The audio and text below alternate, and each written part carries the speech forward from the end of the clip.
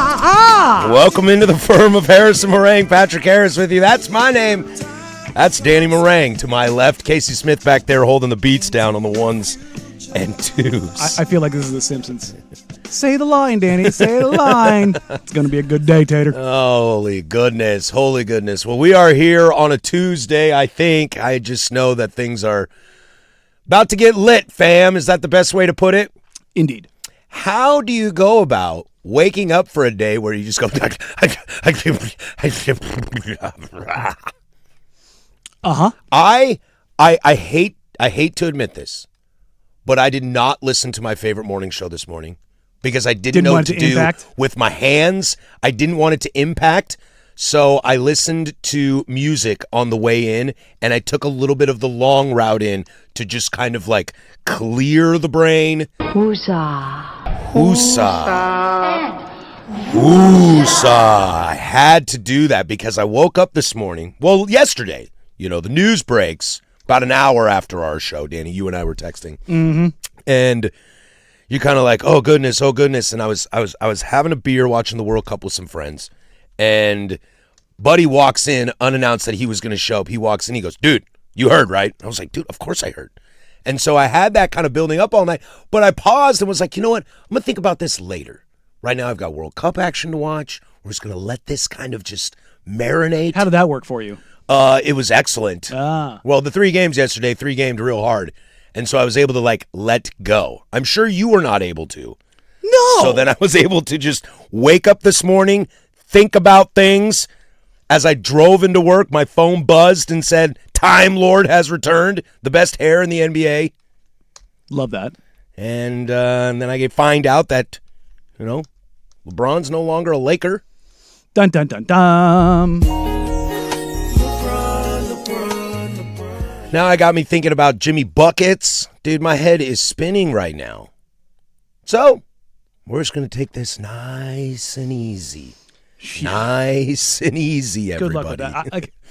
That was, the transaction was so out of left field that it took me a couple hours to wrap my head fully around everything. That's kind of what I'm talking about. When you have days, and I'm sure everyone out there, when you're going to your job or going to, if you're a student going to class or anything like that, you have those days, whether it's a big test or a graduation or a big, you know, financial meeting at your office, or you're looking for a promotion. Those kind of big days where you can't really sleep and you're kind of thinking about it all the time. We all go through that. I don't know the best routes to it. I did not think drinking and smoking when I woke up this morning was a good idea to start my day, so I did not do that. Mm-hmm. So now I'm just here, Husan, and we're gonna just try and walk through this. Figure it out. Ja! That's Ja. Mm-hmm. How does something I want to talk about Joe Cronin real quick. Operating in the shadows, brother. You. Operating in the shadows. Well, no, I believed you. Yeah. I always believed you on that, and I've seen it with my own eyes. That is something that's unbelievable. Mm-hmm. I give a lot of kudos to be able to keep that S real tight. It's part of the process. Is like that's how they operate. Is if you're going to conduct business with them, you can't leak. Yeah, they've made that known. Don't try to use Shams or Stein or Haynes or insert newsbreaker, Jake, anybody. Like, don't try to do it in public. And that was part of it for me yesterday of why I kind of just shut off and shut down. You know, Rip City Reddit was going crazy. That's where I see a lot of fan thoughts on stuff. I couldn't go in there because honestly, whether it was fans' reactions, you know, our listeners' reactions, or the professionals' reactions, I got to a point where I was like, I don't know what to believe here. So I'm just gonna let the dust settle. And we'll figure it out. Yeah, I know. That's why I have you. Yeah, I texted back and forth with Chris and Jeremy. They were both caught off guard. I'm sure they were. So. I'm sure they were. Jeremy maybe more caught off guard that he was going to Memphis. Yep. But not caught off guard that he was going to get traded. Still caught off guard. I mean, it still sucks. Like, if you're in the workforce and you get transferred to a different department, even if you see it coming, it's still kind of a shock when it does happen. Mm-hmm. You know, for good or for bad. You know, like I worked really hard to get this job and I felt good about it. And I was like, I feel really positive that I'm going to get it. And then you get it and it's a whole different array of feelings. Yeah, here you go. Oh, you're on the late night shift now. You're at 7 to 10. Yeah. You're like, we're going to give you a pay bump, but you're now 7 p.m. to 10 p.m. And you're like, oh, okay. This changes everything. This is different. This changes when I go to bed. This changes what I do with the fam. When you drink. Yeah, dude. Bars close at 2. That is not enough time for me. That's a problem for you. I should move to like Vegas or Vancouver, BC. Is it 24-hour in BC? I think in BC they close at 4. Oh, okay. I think. Isn't there some places in the U.S. that close at 4? Maybe, yeah. It's all state by Yeah. state. I mean, Vegas, you can drink at all times, can't you? Is that 24/7? I think it is. I would imagine. I would think Atlantic City is the same as well. I'm sure that does wonders for their drunk driving. Yeah, no kidding. You would think a place like New York City would be 24/7 at all time. And I think you can almost always find food. I think there's a lot of places in New York City that you can find food at 3, 4, 5 in the morning. Same at Vegas. Yeah. But I don't think you can partay. I'm sure there are underground clubs in New York though that let you do the thing. Particularly where you might be able to gamble. Does anybody remember those like card games that Alex Rodriguez used to play in New York City? Do you guys remember those stories? Alex used to play in underground card games, and everybody at the time just thought it like made him cool. Yeah. Like he was trying to fit in with the New York culture. The speakeasy underground card games. Yeah. When in reality, you fast forward 15, 20 years later, and we're like, you can't do that, bro. No. You can't do that. Yep, that's bad. Like it's kind of amazing, like the lens on it. Yeah, changing. Now like, we have Gilbert Arenas and Chauncey Billups, and you're like, don't do that, bro. Nope. Stay away from those. I know. I used to do some of those card games with my boys. We used to do it all the time, you know. And sometimes, you know, a lot of us worked in the restaurant industry, so it could be a Tuesday night or a Friday night. We'd stay up till 2, 3 in the morning, and we're doing cash. You know, I think technically that's illegal. Oh, really? I mean, I think are like private home cash games illegal, or do you have to hit a certain dollar value? I'm not sure about that. Me neither. I mean, when I was in the Air Force, we used to play Hold'em like crazy. And using cash to bet? Yeah. When does that become a no-no? Well, obviously when you have X-ray glasses and the deck is cooked. It's probably something to do with how much money is involved. And in the military, there's not that much money involved. Yeah. You guys are all broke military brats. I mean, the biggest buy-in I think we ever had was $500. It says in many jurisdictions, an unlicensed poker game may be still legal if the game is played in a residence. The host does not profit and or buy-in fees do not exceed a certain threshold. Even if the game itself is illegal in some jurisdictions, it is not illegal to just play such a game. So that makes sense because whoever's house we played it at, there wasn't like $10 at the door, and he wasn't a house bank. And he's not only that he's not getting a cut. Right. I think if the house gets a cut, then we're on to something real here. But if you're getting a cut and that's going to food and beverages and whatever, that kind of deal, like you're kicking that in, I think that's different. Sure. Oh, you can come over to my house and I can I bought beer for everybody. Yeah, or, you know what I mean? You know, I got pizzas for everybody. Like that, I think that's probably different. Like, well, I mean, we played so many poker games overseas.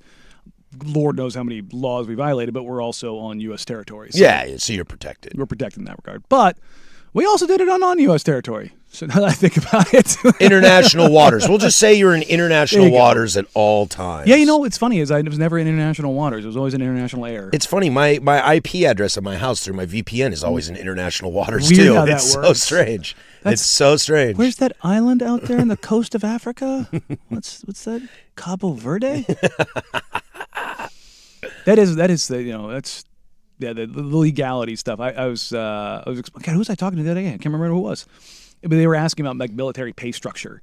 And I was like, yeah, you know what? The one bonus of being in a war zone is you get war zone pay and you're tax free. Is war zone pay like hazard pay for like construction workers? Same kind of deal. Okay. So when I was in, I think it was $250 a month. Big bucks. I'm being dead serious. I believe it. Yeah. Well, what are you spending your money on? When you're overseas? Nothing, right? Your food, water, and board is all covered. What you can do is, or what you do, is you buy your cigarettes, you buy your chew. That's what you spend. That's what you spend your money on. What about alcohol? There's no, we're dry. Oh, when we're deployed, we're dry. Yeah. Now, I'm never joining the military. Well, here's the thing. I'm also too old and fat. A lot of pilots, a lot of officers, the guys that are flying back and forth to Germany and Spain and stuff like that, they bring wine and booze in luggage. Because guess what? There's no TSA. I think the only thing I would be good in the military is like running the black market. You know, you see all those movies, whether it's like World War II or Vietnam or something like that. It 100% exists. I could handle that. The whole like shooting guns and killing people thing. Well, like me out. in Baghdad, DVDs were a big deal. Like that was how you pass time when you're chilling. You can only go to the gym so many times. You can only play basketball for so long. Like, you have to get out. You have to like chill for a little bit. And they had like the little kid markets. They'd have they call them TCNs, the third country nationals that go through all the clearances so they can get on base. And they've just got like a trunk of DVDs. And you buy 5-packs. Well, 1 out of every 7 or 8, it's full porn. Hey, nice. Like you're like, oh yeah, no, it's Tropic Thunder. No, it's not. It's Tropic Thunderous. And you're just yes. You're like, okay, that because that's also a big thing. It's taboo over there. Like it's illegal. Oh yeah, in most countries that the United States loves to fight wars in, yes, they are not into that. I mean, it's also you're not supposed to have that on the military installation. That's also forbidden. Like, but there's a black market for everything over there, and it's one of the worst stories I ever heard was stateside. A guy and his wife were running pounds of marijuana. And I don't know if you know this, but when you go onto a military installation, they have MPs or SF, security forces for the Air Force, who can subject you to random searches. So you're going in and out all the time, and your chances of getting searched are pretty high. They had 40 pounds of weed in the trunk, just driving it on the base, like not hidden in the wheel well, not stashed. Can I smell it a mile away? I don't know about that. This is one of the guys that ended up arresting them. Was like, yeah, we opened the trunk and it was just pounds and pounds and pounds and pounds and pounds of weed stacked in the trunk. You don't move that much unless you've done it before. Yeah, and I'm just like, how dumb do you have to be? Again, you start in small weights and you start to move more and more. And it was just like they got caught at the big jump. Yeah, and it was like, how dumb do you have to be, like knowing that this isn't like driving up and down the freeway. There's like probably a 12% chance that you're going to get stopped, and you're going to get, because it's kind of like if you've driven through customs and going to Canada, right? Yep. You can just get the right lane. Yep. And they just pass you through, and you're like, nice. Yeah. If it's a car of 4 like 19-year-old guys, you get stopped. You get stopped. Yeah, we got stopped. Especially if you're coming back from Mexico, you're getting stopped. Yeah. But yeah, it was one of those things where it's just like, what would possess you to be that dumb? I just that dumb criminals really bother me. I'm gonna do something right now. Just to toy with everyone out there. Breaking news: Junior Caminero will be in the Home Run Derby. Why would you do that right now? Because that's exciting. No, it's breaking news. He's the first one to announce that he's going to be in the Home Run Derby. Thank you. Thank you. Oakley dokley, we got a great show for you all today. I think something's a brewing here in Portland. And hey, Joe, we wanted shooting. I don't know if that's the shooting we wanted. We'll go there first. That's Danny. I'm Patrick, 105.1 The Fan.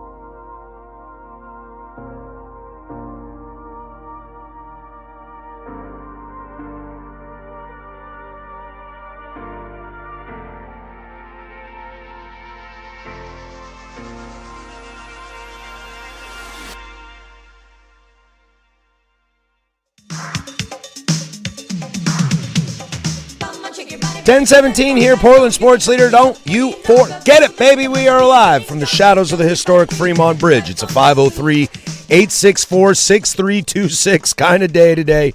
We'll have free consultation in the Big Nooner today. You can also join us over on the YouTubes. 105.1 The Fan is your channel. Come hang out with us. Be nice to each other over there. The Portland Trailblazers have traded Jeremy Grant and Chris Murray to the Memphis Grizzlies for former two-time All-Star Ja Morant. We kind of teased this in the opening seggy that this was something I did not have on my bingo card. Danny, yesterday we talked about Ja briefly in the sense that it felt like Memphis couldn't give him away.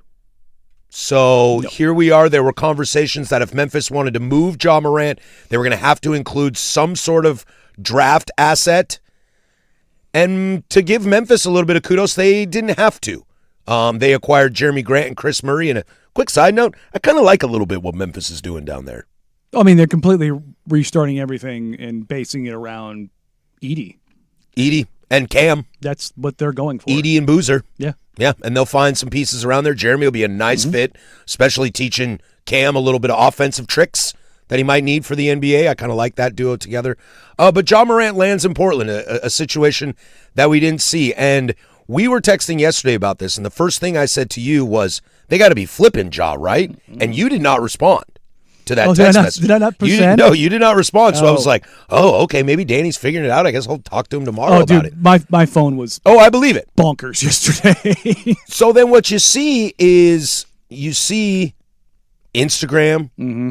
It is through the league. It is official. Ja Morant's a Blazer, and it sounds like he's not going anywhere. So the press release, for those that don't know, a little inside basketball here, if the team sends out a press release, the paperwork has been submitted to the league and approved. So he's a Trailblazer. This isn't like a pending transaction. It's done.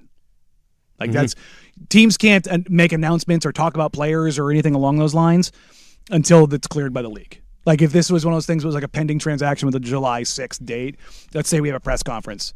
I asked Joe Cronin, hey, what about Ja? He goes, I can't talk about that. Anything that may or may not be reported until it's official with the league. This is official with the league. So it's done.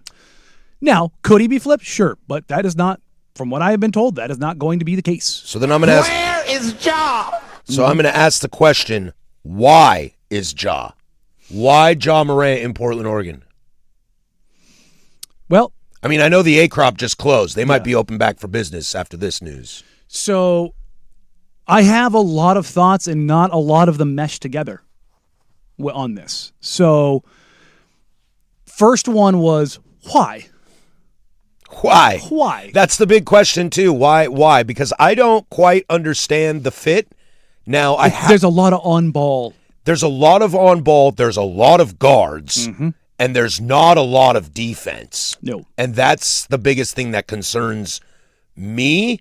Now, I do think that this must be a little bit of a window into the future, knowing that someone is going to have to run that offense at some point. I don't know if that answer is Scoot with Ja on the right, or if that answer is Ja and someone else playing shooting guard in the future. But it seems to me like I said, a look ahead. Damian Lillard ain't going to play for 4 more years. So you got to think about life post-Dame. Same with Drew Holiday. Are you flipping Drew Holiday? Are there still trades going on? Because right now, Ja Morant, I think I heard in Brandon's update, 79 games in the last 3 seasons. That is concerning.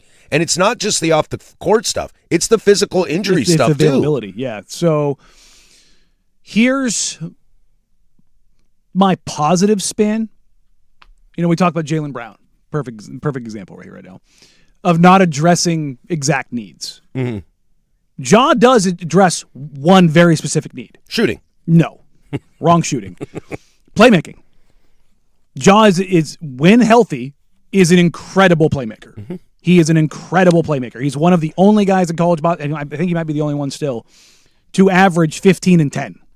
15 points, 10 assists. I was looking at his basketball reference. I think his career 7.5 assists, I believe. I had it. Where did it go? Yeah, 7.4. 7.4, yeah. I mean, some of this is a little tough because it's 9 games, 50 games, 20 games. But in a 50-game slate, that's 7.3. 61 in previous, 8.1677473. Another guard on this team with that ability to distribute is probably very much something, to your point, Danny, that this team needs. The question is if you're going to run Damian Lillard, which Micah Nori said the other day, said to Dame, if you can walk, you will start, which I love that phrasing. If you can walk, you can start. That most likely puts Ja at the 2. That's no, that's the other way. Yeah, Dame at the 2? Dame's going to be more of your 2 because he can play off ball, and he's about 25 pounds bigger than Ja. Well, that's what I was curious, because we have talked in the past that you were always kind of saying that Drew wouldn't play the 1 and Dame wouldn't play the 2. So what's the difference? Is it just that Ja is more of a creator and has to be on ball? And that's why he would be the 1 and Dame would be the 2? Yeah, Ja Morant can't play off ball. Because you were saying previously that it would be Dame 1, Drew 2. Well, yeah, because Drew can talk. Okay. I just wanted to follow that. Dame's a better creator than Drew. There's no ifs, ands, or buts there. I just wanted to follow that. But that's the scaredness. If it's Dame at the 2 and Ja at the 1, that's some rough defense from guards. Well, small guards that don't play defense. That's not just that. You're Dame's strong, but he's still 6'3". Ja's listed at 6'3", closer to 6'1.5", 6'2". He plays smaller. He looks smaller. Because he is. Mm-hmm. He's rail thin. Like, what do they actually have him listed at, or weight-wise? I've got this up. 174. That's small. Ja's probably one of the smallest guys in the league, weight-wise. So what would make Joe and Micah and the whole organization think this is a good idea together? To be honest, it's this. When I look at this, and this isn't to take anything away from Joe and put the onus all on Tom Dundon, but this is a subprime loan. That's what this is. This is the distressed asset. They gave up somebody in Jeremy who, depending on who you talk to, is either net neutral or negative value contract-wise, and a younger guy in Chris, who's a role player, for a 2-time All-Star. And, like, what did they really give up in terms of basketball? I would argue not much. I mean, Jeremy's a good player. Chris is a good role player. Sure. Ja's ceiling, like here's the thing. I've had people say, "Oh, you're going to delete all your Ja tweets, Danny." I'm like, "What? The 4 years of me calling Ja one of my favorite players in the entire league? Is that what I had to delete? And then the 2+ years of me calling him stupid for being stupid? He is stupid. Like, you go back to that draft. I had Ja over Zion. Ja coming into the league was like, I don't care if he's a little guard. I love how he plays. I love how he plays with his hair on fire. I love the attitude he plays with. I love the aggressiveness. I saw it in college in that tournament. I actually made some good money off of it. Ja is to pun intended, jaw dropping. Like his athleticism. Look, you think Shane's athletic? Like Ja was one of those you were like, whoa, whoa. Here's the perfect example.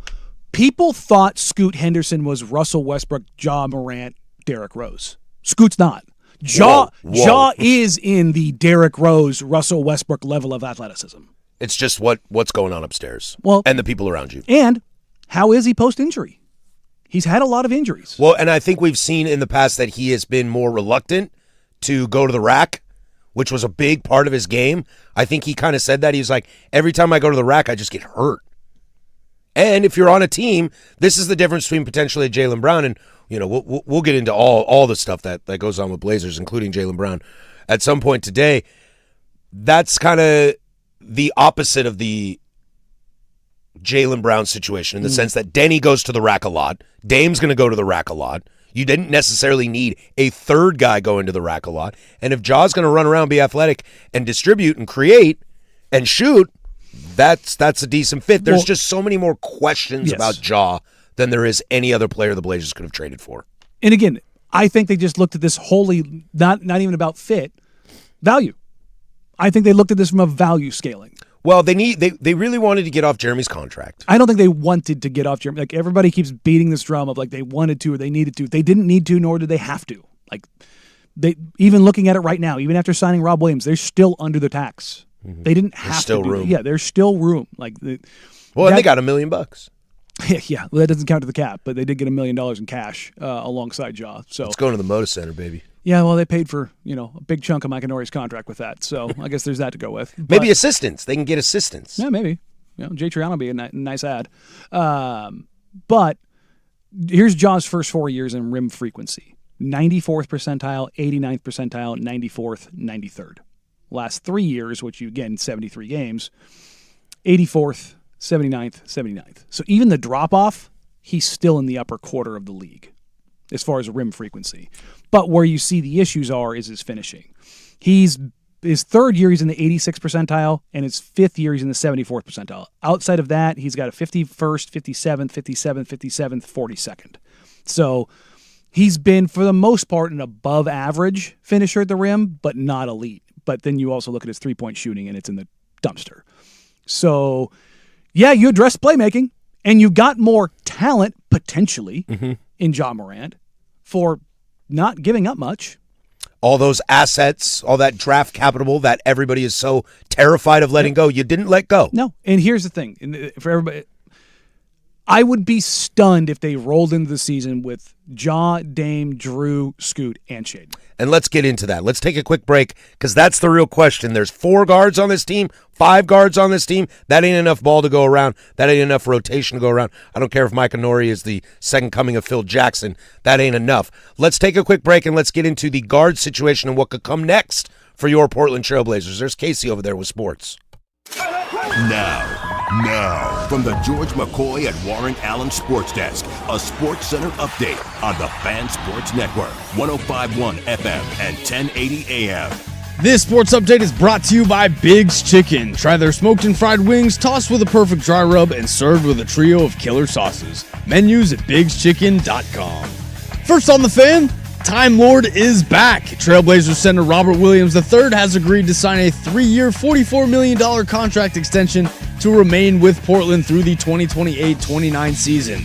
Williams averaged 6.7 points, 7 boards, and 1.5 blocks on the season while shooting over 70% from the floor in clutch bench rolls for the Blazers.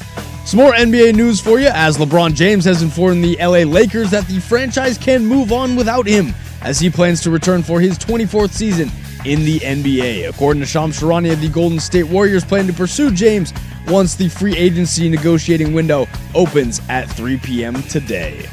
Over to the World Cup, as we have 3 more matches out of the round of 32. Ivory Coast and Norway kicked things off 30 minutes ago as they are in the 30th minute, tied at 0 apiece. At 2 p.m., Kylian Mbappe in France will take on Sweden, and wrapping up our World Cup matches for the day is Mexico as they go head-to-head with Ecuador inside Estadio Azteca in Mexico City. Your U.S. men's national team is back in action tomorrow night as they will face off against Bosnia and Herzegovina at 5 p.m. for their first match of the knockout stage. And for more sports scores and stories in 30 minutes, I'm Casey Smith from the George McCoy at Warren Allen Sports Desk. Hurt, missing work? Insurance companies acting like jerks? Don't call your mom. Call George McCoy at WarrenAllen.com. Your home for the Oregon Ducks.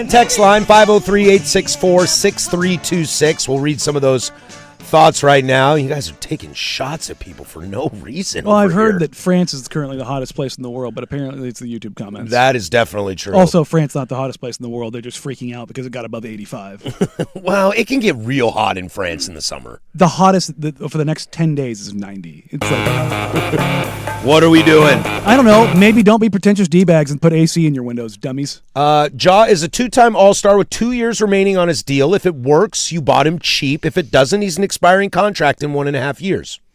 I think that's a rational way to look at that. Micah Nori needs to turn Ja into a lockdown defender before I'll understand. Haha. I understand that as well.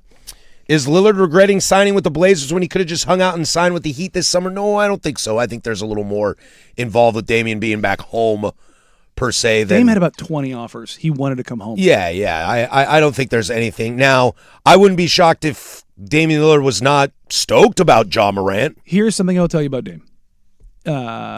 Whatever move the Blazers make or made, he will find the best in it.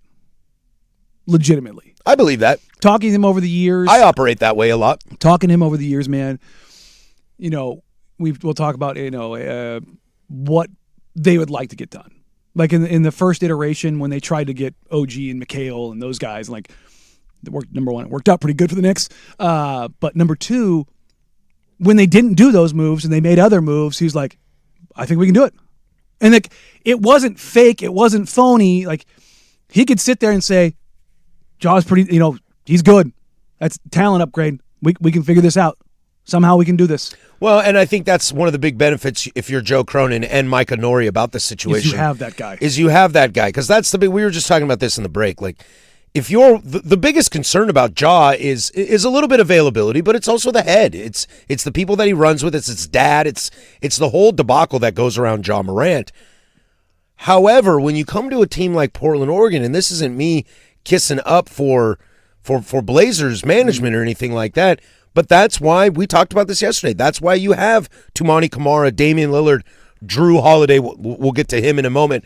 Guys on that team, Rob Will III, who we'll get to as well today. Those guys aren't going to stand for Ja Morant doing that kind of stuff.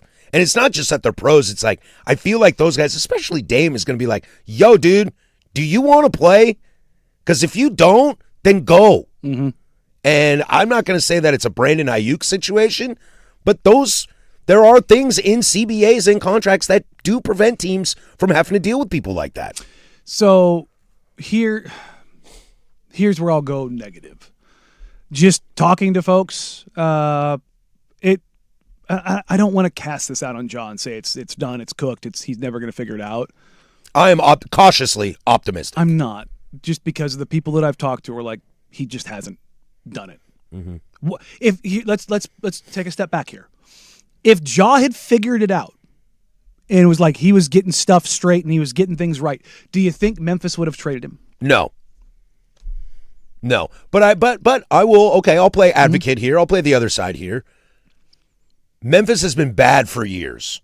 They thought they were onto something with Desmond Bane. I mean, they were. Yeah, with Desmond Bane, Triple J, and him. They thought they were onto something. They realized, this ain't working out. We're going to total reset.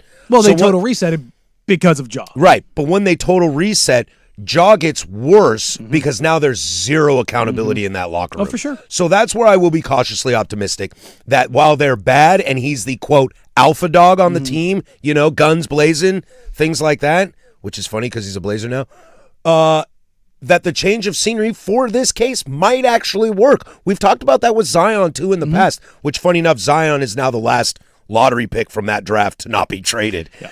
That maybe a change of scenery out of New Orleans would have been a better idea for him. Look, here's the thing, too. Holy goal, Batman. Holy goodness. That was filthy. Norway just took the lead 1-0 over Côte d'Ivoire. That was disgusting.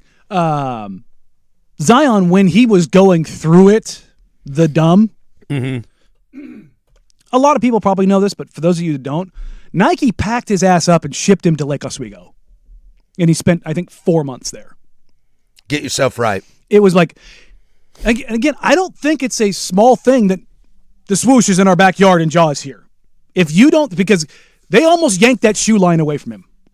if you don't think that they want to try to get some of their value back out of him, because I'll be honest, number one, Jaw's shoe, pretty dope. Number two, Jaw moved shoes. Like, he was like, kids loved him. Well, he was kind of on the path of Ant Edwards a little bit. Oh, Jaw was going to be, like, if not the face, a face. For sure. Sure, you got a little weird stuff off the court. You're kind of loud and gregarious like that Ant was what is. they kind of wanted. That's why they like Ant. Yes. Well, is Ant Adidas?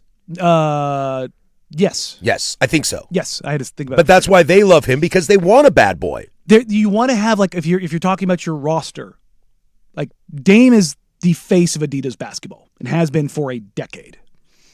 But he's the steady guy. Mm-hmm.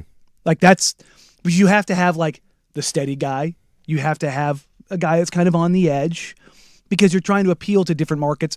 Like, if you go to like, if you're at the gym and you see, like, kids basketball tournaments, stuff like that, there's two pairs of shoes that you will see out there endlessly. Steph Curry's, but Kyrie's not as much anymore because they don't exist. But LaMelo's shoes are everywhere, and they are ugly as sin. But kids mess with LaMelo, and they did with Ja. They just did. Mm-hmm. I mean, I did. I'm a grown man, and when I saw Ja in college, and then when I saw his rookie year in Memphis, I went, oh boy. Ja was a top 3 favorite player of me to watch. 100%. 100%. He can get to anywhere he wants to on the floor, because, again, when we were talking about athleticism, he was in that 0.01% of NBA guys. I mean, this is a guy who had his chin above the rim at 6'2", and his ability to just beat somebody off the bounce. It wasn't hezzy, tween. It was hezzy, go. And he's so quick, he's so fast that you just can't stay in front of him. It's like the stuff he could do. And he's an incredible passer. Again, this is a guy who averaged 10 assists in college at Murray State. That's unbelievable creativity. Collapsing defenses like no other. Anybody name another player at Murray State when he was there? No. Anybody? Exactly. You're making other guys look good? That was the great. Look, man, we can talk about how great Ja is all we want. I just haven't seen it for 3 years. Yeah, no, the injury stuff, like, you were worried about Giannis with the injury stuff. Mm-hmm. I'm more concerned with Ja because of his frame. Sure. And then on top of that, Giannis is always going to try hard. I don't always know that about Ja. I mean, there was times that, he got yanked. Mm-hmm. It happened. I mean, his coach, Isalo, called him out. And what's funny is like, they went with Isalo to try to, him and Jenkins and Ja didn't, towards the end, it wasn't going well. And they made the decision to fire the coach instead of, like, giving Ja that other chance, and it just didn't work. Couple texts here. Who has Ja played with that are seasoned vets who are willing to call him out on stuff? I don't know that answer. The answer is probably not that many, which jumps into this other text that somebody says Dame, Drew, and Rob will help a lot in getting Ja on track. Another one, and it's not even a change of scenery, it's a change of hierarchy. Ja isn't the star or leader anymore. He's like the 5th in line at best. That could shut him down a little. It could. It could humble him a little bit. It could. And I worry about Portland and the things Portland has to offer for a guy like Ja Morant. But here's the other part of My this. recommendation is Casa Diablo. You better be a vegan. I know you're joking, but here's the other side of this. Where can he go in Memphis? Everywhere. Everywhere. Where can he go in Portland? Nowhere. In what sense? Like to get in trouble? No. Visibility. You can blend in Memphis. Oh, yeah. Ja's not blending in Portland. Look, no, he's not. I'll just put this out there. Memphis is the blackest city in the country. And again, Ja's going to More be than seen Atlanta? as a Yes. superstar. Memphis has the highest concentration of major cities in the country of African Americans. We have one of the lowest of major cities. That I'm aware of. When you are an NBA player in the city of Portland, you're 6'3" plus. You're gonna stand out here. It's harder it's easier to get in trouble. It's harder to blend in. So it almost forces you to put some guardrails on stuff. How are you going to blend in with 5 guards on this squad? Let's get to that. Is this the end of the road, or is there more cooking? More news on the Portland Trailblazers next. 105.1 The Fan and the Fan Sports Network. The new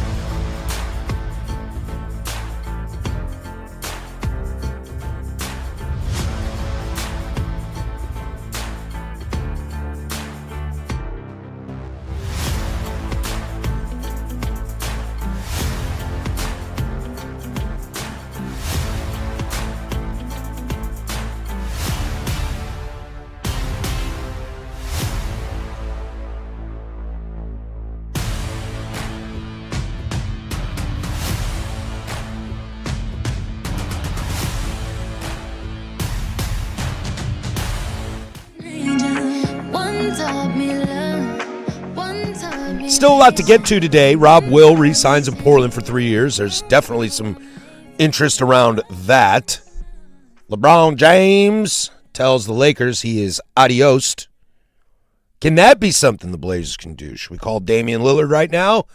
Tell him to get on the phone with old LeBron James and see how that goes down?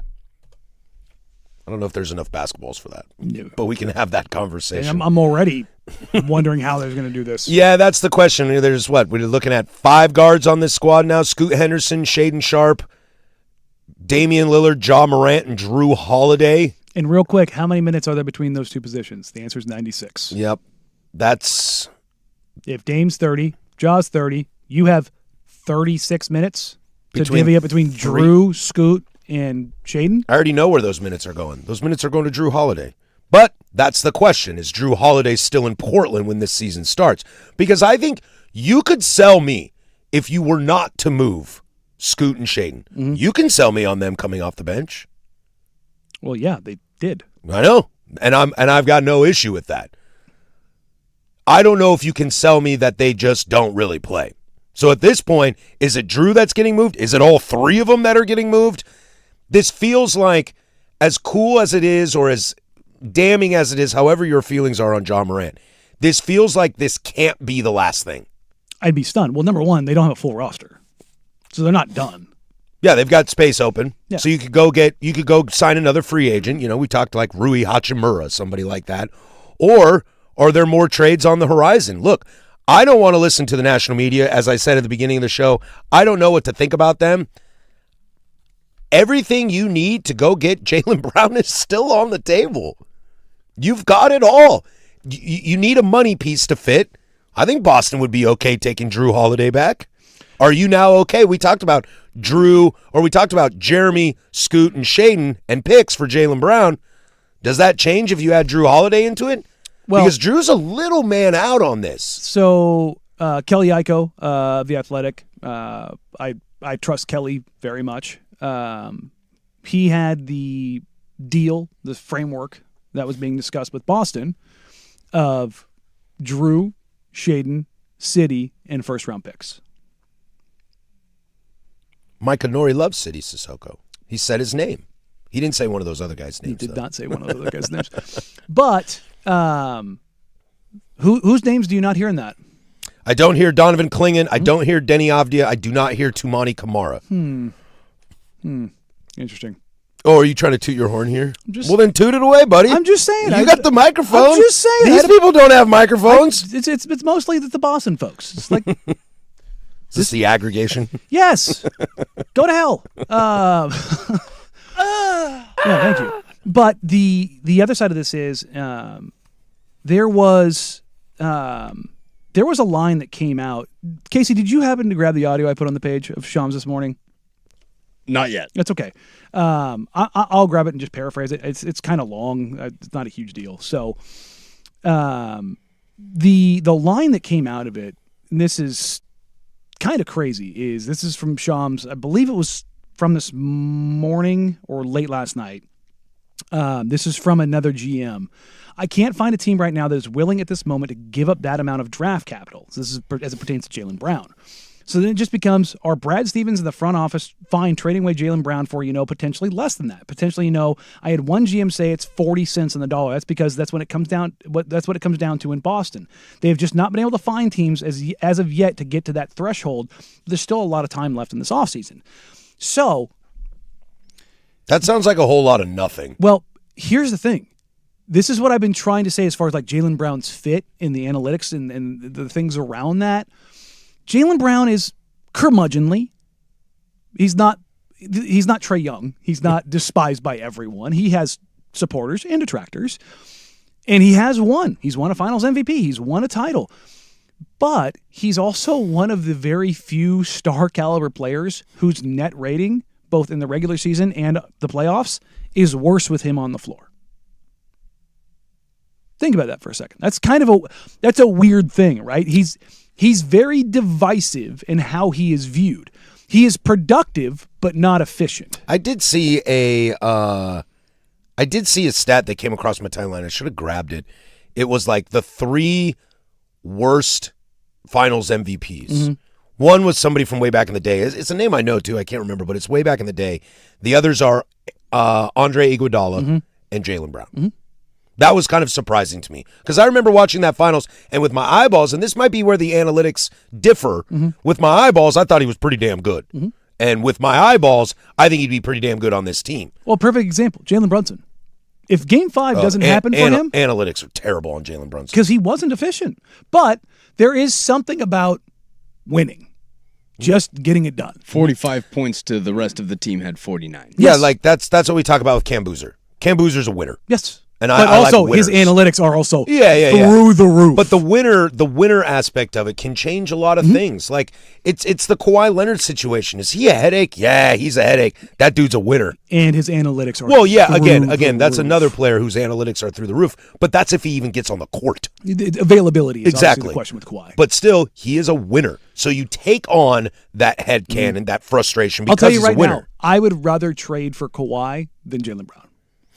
Yeah, I don't think that's going to happen. It sounds like Kawhi only wants to go where he wants to go. Well, which is weirdly enough, Toronto. I know. Yeah, that is such a strange So the Clippers thing. don't want to re-sign him because of Well, looks around the room. But as it pertains to the Blazers, they have 5 guards and 96 minutes to play. And look, you want to tell me, well, Drew can slide up and play some 3 in some weird lineups. I agree. But you can't do that for long periods of time. No. And we've learned, and it's shown out, it's borne out, you can't play small for long periods of time unless you just have shooters. And the West is only going to get bigger. And as of right now, as the roster sits, the Blazers are undersized. So, That is true. I got 2 small guards that don't play defense. I was not in on LaMelo Ball, but you can sell me on that because of why. He's 6'8". At the guard position. That gives you more malleability, more variability. Like you can. I was frustrated with his head work, but Steph Castle's 6'6". I like that in a guard. Yeah. I mean, you can play Steph at the 3 with Fox and Harper and be fine because not only is he 6'6", he's strong as heck. You saw him go to it. They had to when they were up against the wall. He's when it pertains to Steph, he's bigger Drew Holiday. Like that's Steph Castle. That's the path that I see him taking in his career is being Drew Holiday but bigger, which is like, yeah, that's a really good player. Well, to your point, we're gonna have to take a break. We're already up against it. But let's keep this conversation going. This can't be the last move. What is the next move? Is it still Jaylen Brown? Is it somebody else? And we'll get a little Time Lord and maybe some LeBron James. Hour number 2 next. 105.1 The Fan.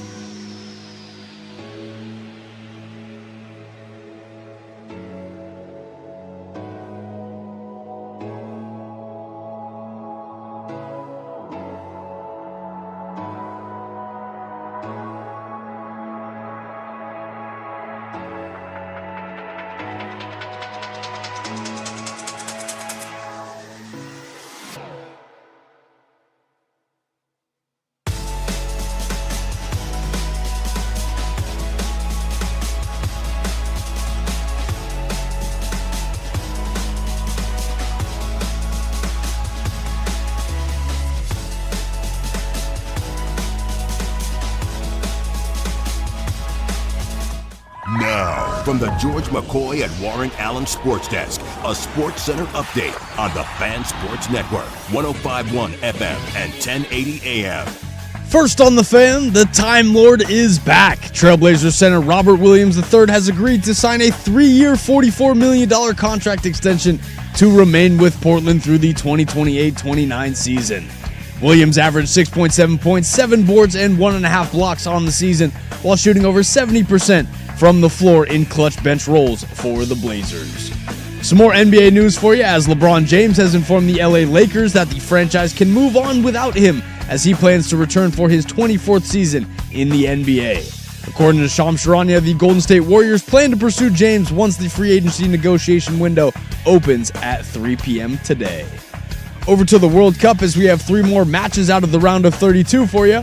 Ivory Coast and Norway kicked things off earlier this morning, as Norway is out to a 1-0 lead at half.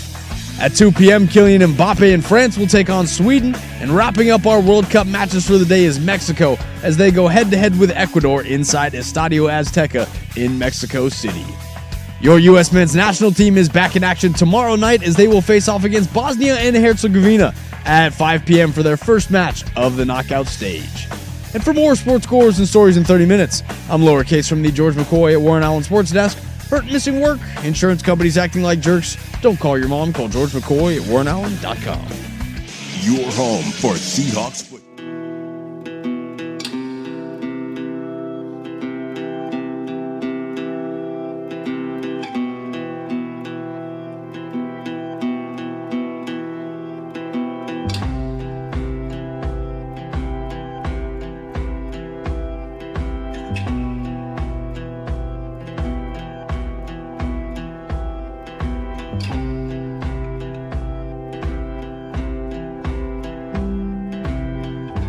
All right, hour number 2 here.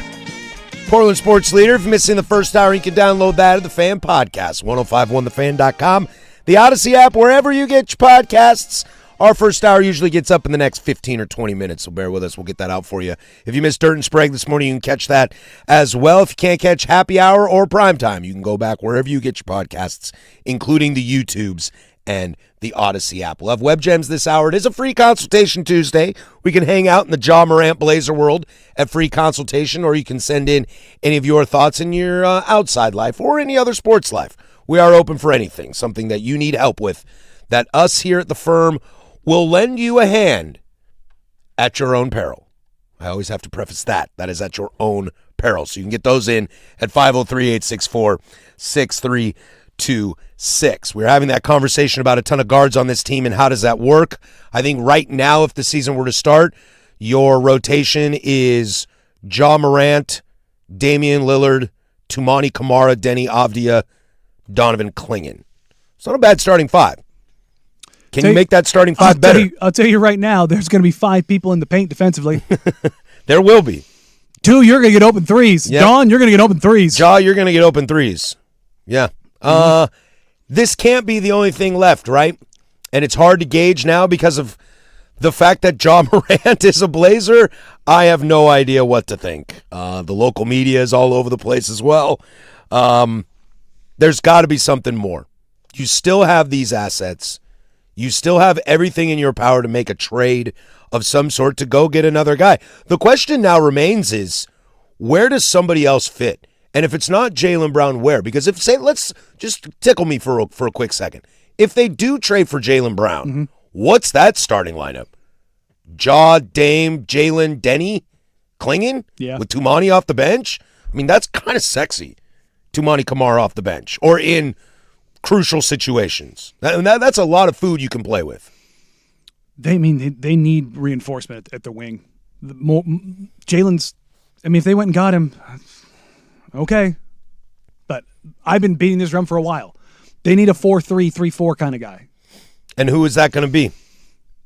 That's when you're looking at the Murphys, the Jabari Smith Jr.'s, Jade McDaniels. You still have all those picks to be able to go get him. I don't know if Jade McDaniels is going to be available. Well, no, he's not. But I'm saying a type. That's the type of player. Trey Murphy is still available, and if reports are true, again, I'm struggling with the NBA media right now, whether it's the local media or the national media. No offense to present company included, but I have no idea what to think. But the rumors out there is Trey Murphy cost you 3 first-round picks.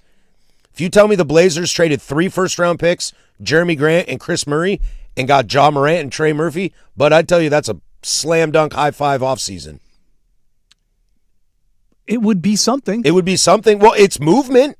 It's trying to make your team better, and I think that's the problem that a lot of people have had with the administration is of trying to make something work, and we haven't seen it. Well, no. Back that truck up. I'm talking about like big names. Look, the Denny trade, excellent trade. Tumani, excellent. Mm-hmm. Those are things that were done well. But I'm not just talking about that. They tried to go get OG Anunoby. They tried to go get Mikal Bridges. They tried to get Giannis Antetokounmpo. Again, you're going to use an Olsheism. It takes 2 to tango. Understood. And I'm not going to kill him for not being able to make those deals happen. But I know the fan base has wanted to see a deal like that happen. Sure. And that has happened. You know, I don't want to count Damian Lillard because it feels a little cheating because he's our guy. But Ja Morant, I mean, that's the biggest trade coming in here since what? I don't know that answer. It's legitimately Scottie Pippen? Star power wise in prime, it's the biggest trade in the franchise's history. There you go. And if as far as bringing a guy in, there you go. And if you can do another one, if it's a Trey Murphy, it's a Jaylen Brown, then I mean, like again, whether the Danny Marangs of the world don't like Jaylen Brown as a fit, or the Patrick Harrises of the world do like Jaylen Brown as a fit, those opinions don't matter. The reality is that this administration brought in Ja Morant and a second star in one offseason. That's got to count for something. Well, I don't think they're going to bring in seconds. I mean, if they brought in Jalen, yes, you could say a second star. But at that point in time, the amount of money you have committed to guys, you were in a weird spot. Trying to go win a title. Dad wants a title. Mom wants a title. I want one too. I mean, don't get me wrong. I you have to pay to play. Mm-hmm. Like, and again, the whole the Dundon cheap part of it, I've said and I will maintain. I don't think he has an issue paying the salaries. I don't. Now, his and every owner's proclivity to pay the luxury tax and the levels to it, I think Ballmer's maybe the only one who doesn't give a damn. He might be the literal only one who does not give a damn about writing the check because he has so much money it doesn't matter. Everybody else, they do. Sure. I mean, the Thunder, they do. The Celtics, they do. Guess why the Blazers have Drew Holiday? Because the Boston Celtics and the Milwaukee Bucks care about how much people cost. Yes, that's why. Because they got to, well, for the Bucks, it was more about, like, they thought they needed more offense. And that was the path they were going to go down. I could argue the Blazers do the same thing, and they care about Jeremy Grant. He gone. Sure, but I mean, again, they weren't up against it. No. That's my point. It's like okay. when you're up against it, when you're talking about luxury tax and first and second aprons, and how, like, was it the Warriors, they made a transaction that saved them like $20 million or $40 million by getting down. It was like, goodness gracious. Like, you wouldn't think that it was anything like that, but no, it was the Thunder. The Thunder in moving some guys. It was just like, it was somebody they sent out was like $7 million and ended up saving them almost $30 million in luxury tax payments. Well, I think there's a little part of the NBA that actually has to come calling. It's the Los Angeles Rams. Like, how do you have 15 guys that make $30 million a year on your roster? That doesn't make sense. Well, in the NBA, that eventually comes calling. Yes, in the NFL, does. We haven't quite seen it yet, like blow up for the Rams specifically. But in the NBA, it comes calling. I mean, it comes and your books can be a disaster. That was the whole point of Joe's job over the last 3 years, was trying to figure out these books. Yeah, that's when he first took over from Neil. That's what he did, is he stripped the books down because they had to, and that was before the new CBA. Like, if you want to talk about it across sports, it's on the NFL side. The Broncos had to carry that backpack that was Russell Wilson's contract. Ooh, it was a bad one. And guess what? It's going to come calling for the Chiefs. Mm-hmm. That money on the back end is eventually going to hit. That $500 million for Patty. Yeah, it's going to hit, and it's not going to feel good. But you've got titles out of it, so you can justify it. And to take Denver's credit, now they're out of Russell Wilson, and they're competing for Super Bowls. Yes. But their books also look incredible. They look great. Now, let's check back in 2 years. Because when you get into those windows, And everybody's got to get paid. Like the Rams, and same thing with the Eagles. Their books looked incredible. And now it's like, okay, well, we got to lose a lineman here. We got to lose a linebacker there. We got to lose an edge rusher here. We got to lose a corner here. Like that's the part of it. The NBA's is so much more punitive because number one, contracts are guaranteed. Number two, those aprons do not mess around. It's not over like deferred money and moving things around and guarantee dates. It's like it's just going to hit you at some point in time. Mm-hmm. It's why I truly believe it's going to be incredibly impossible to have dynasties. Now, that being said, is it a better route to go for somebody like a Trey Murphy who makes money but doesn't make Jaylen Brown money? Or are you just looking to get the best player available? I think it very much depends on what the value scaling is. Mm-hmm. Like in a perfect world, the best player in a given sport would make the most money and then would tail off that. Mm-hmm. But that's not the reality, especially in the NBA with guaranteed contracts. And everybody resets. Yes. Is Jaylen Brown a very good player? Yeah. Yes. Am I comfortable? Last year, a top 10 player in the NBA. Am I comfortable paying him that amount of money if he's not the guy? The answer for me, no. He wouldn't be the guy on this team. He would be. Then why wouldn't you pay him if he is the guy? Because I don't think he is as good as he is. I don't think that you can pay a guy who's not top 5 that money under the new CBA. Even though he just showed that he could take the Boston Celtics to a 2 seed without Tatum. And then go 3-1 and lose to the Well, I don't know if that's his fault, though. Because they were also paying a lot of money for a Jason Tatum who doesn't play. Who didn't play, excuse me. I shouldn't act like Jason Tatum doesn't play. Let me give you some value scaling here and what I mean. Is Jaylen Brown better than Nikola Jokic? No. Okay. How much money do you think is difference in salary? Well, I don't know. Can I argue Jokic is a different kind of cat because he just likes going to work and playing for Denver? But that also factors into value scaling. The stuff you don't have to put up with. But he's an exception, not the rule. No. Victor Wembanyama, well, that's not use Wemby because he's on a rookie scale. Luka, is he worth it? Luka's worth it. Okay, that's what I mean. Like you just know. Mm-hmm. You just know. I think Jaylen is too. Do you pause at all? No, I don't. I do. I think that goes to a little bit of a fundamental difference that I like Jaylen a lot more than you do. But I also think you're looking around the NBA, and I think a lot of other GMs feel the same way. As you? As me. Well, and I think I look. Who's lining up to go get Jaylen Brown? Well, that's a fair point. It doesn't sound like much. This you're like, well, if I say Giannis, they'll say, well, he had the leverage. That's my point. You would have Jaylen Brown under committed years. Those are the kind of guys, if they become available and they're truly that guy and they're seen as that guy, you go get them, right? Yeah, I will go back to what we talked about yesterday. We spent most of yesterday about Jaylen Brown. Mm-hmm. Coming back to this, the reason that I am good with going to get Jaylen Brown is that I don't see what else is available that's better than that. That if I have the money, if I have what it takes to go get a player of Jaylen Brown's caliber, I'm willing to go do it, and I'll figure out that other stuff later because I don't see anybody else in the league this year or next year or hell, maybe even the year after that being better and available at the price of a Jaylen Brown. Oh, I do. Who? Check back in 3 months. I mean, it's every year. To your point, it does change drastically. Every year. I never thought Jaylen Brown would be on the table for Boston. That's what I mean. It's every. I never thought Luka Doncic would get moved. It's every year.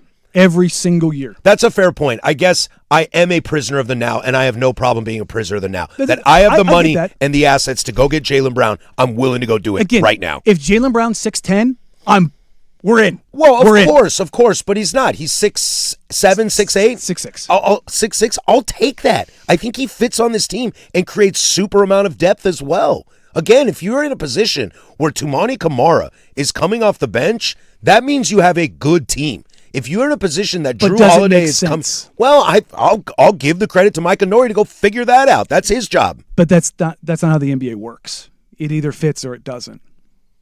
You're not willing to try? No. See, I'm willing to try. That's your mystery box. We've seen. Okay, Damian Lillard played a lot of two guard in his career. No. Okay, that alone makes me go ah. You're already scared of that. I'm already like I don't like that. Yeah, but see, Dame's the kind of player that I have faith that he's his basketball IQ is smart enough to be able to transition and adapt. But that's the whole thing. Why are you transitioning him to another role? Well, then they shouldn't have brought in Ja Morant. Yes, that's where I go to. And I'm like, and if you add a Jaylen Brown to that, now you're putting like my GM, my team building ethos is yes, talent, but fit. And if you're not optimizing the right guys at the right places at the right times, that's not good. I don't go, hey, Micah, here, perfect example. Chauncey Billups, when he got the job with Neil Olshey, right? He just said, on record, my roster is tiny. I'm just going to have to play the 4 guards and deal with it. Like he was visually pissed off about it because you can't play 4 guards. No, you can't. But right now the guard makeup is two guys that are small and don't play defense. And not only that, you also have Drew, you also have Scoot, and you also have Shaden. And if you add Jalen into that, I don't think it's – if you're sitting here saying you don't want to trade Tumani Kamara, is it because he's good? Yeah. Then why the hell are you putting him on the bench? And how many minutes is he playing now? Because you're creating depth. But depth is only – it's finite. There's only so many minutes in a game. Mm-hmm. There's 48 minutes at every roster spot. Couldn't I argue that Ja Morant is the mystery box, and they've already decided to go into the mystery box? Yes. So why not double down on it and go get Jaylen Brown and keep going in this mystery box? Because have them figure it out. That's a grenade on top of a grenade on top of a grenade. Yeah, but what if it explodes to a Western Conference Finals? You think that's going to explode into Western Conference Finals with a first-time head coach? I think it has a better chance to than not. Oh, I absolutely disagree. You're telling me that you're going to bet against a team with Damian Lillard, Ja Morant, Jaylen Brown, Denny Avdia, and Donovan Clingan? Yes. With Rob Will and Tumani Kamara off the bench? Because it makes no sense. Oh, buddy, I'm willing to figure that thing out. And that's not mystery box. That's y'all are professionals getting paid a ton of money. And Micah Nori, for as brilliant as he sounds, like, sign me up. Who are you optimizing there? Who am I optimizing? I think it might depend on any given night. Who's that's got the not hot how the hand. league works. Well, that might be how this team is going to have to work. It's never worked like that. But why does everyone have to operate the way the league operates? Why can't you operate outside of that? Because it doesn't work. Look at the Heatles. We have 8 different championships. They all play different styles. They're all operating different ways. Not a single one of them is going night to night who's got it. Not a single one of them. There is a pecking order. There is an established role. The Knicks kind of did that in the finals. No, they didn't. When Cat was hot, he got the rock. When Jalen was hot in the fourth, he got the rock. Jalen got the ball every single time. Who led them in shot attempts every single night? But when guys like OG are having hot nights, they're like, kick him the rock. Why can't I can't live in a world where that doesn't work. I believe they're just professionals and they can figure it out. Because what's the goal? You're all getting your money.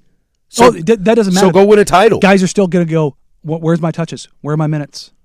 And then all of a sudden guys start getting pissed off real quick. Then you're going to get moved and you're out of here. And then, I don't want to deal with you. Okay, now your depth's gone. Because I'm telling you, that's 95% of the league.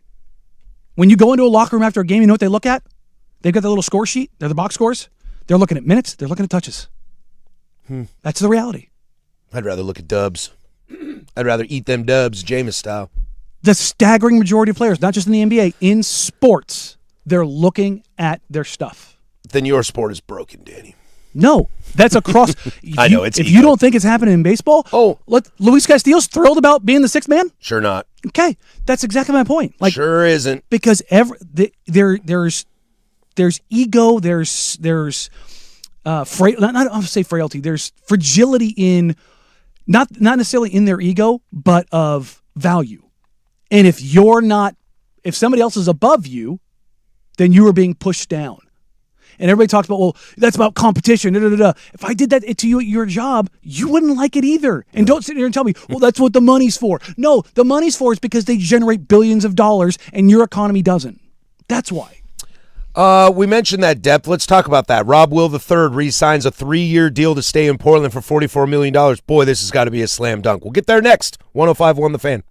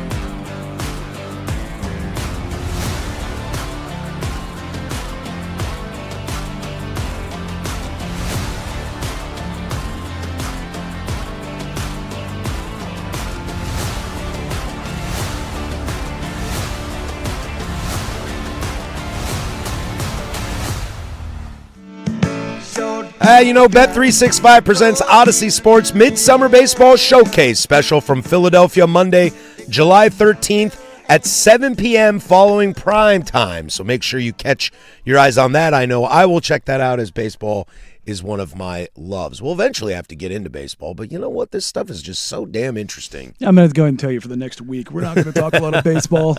Well, they got a lot of stuff going on over there. Or maybe a lot of stuff that's not going on. That's more the route we're looking at. Depends on how you look at it. But one of the extra fun things this morning that kind of also came out of nowhere and doubles down my opinion on why I'm kind of a little bit done, especially with the national media, on what they know about stuff, is Rob Will signs a 3-year deal to stay in Portland. 3 years, $44 million. And look, everybody's telling me the Lakers want him and the Celtics want him, and there's no chance he's coming back to Portland. That was what I heard yesterday.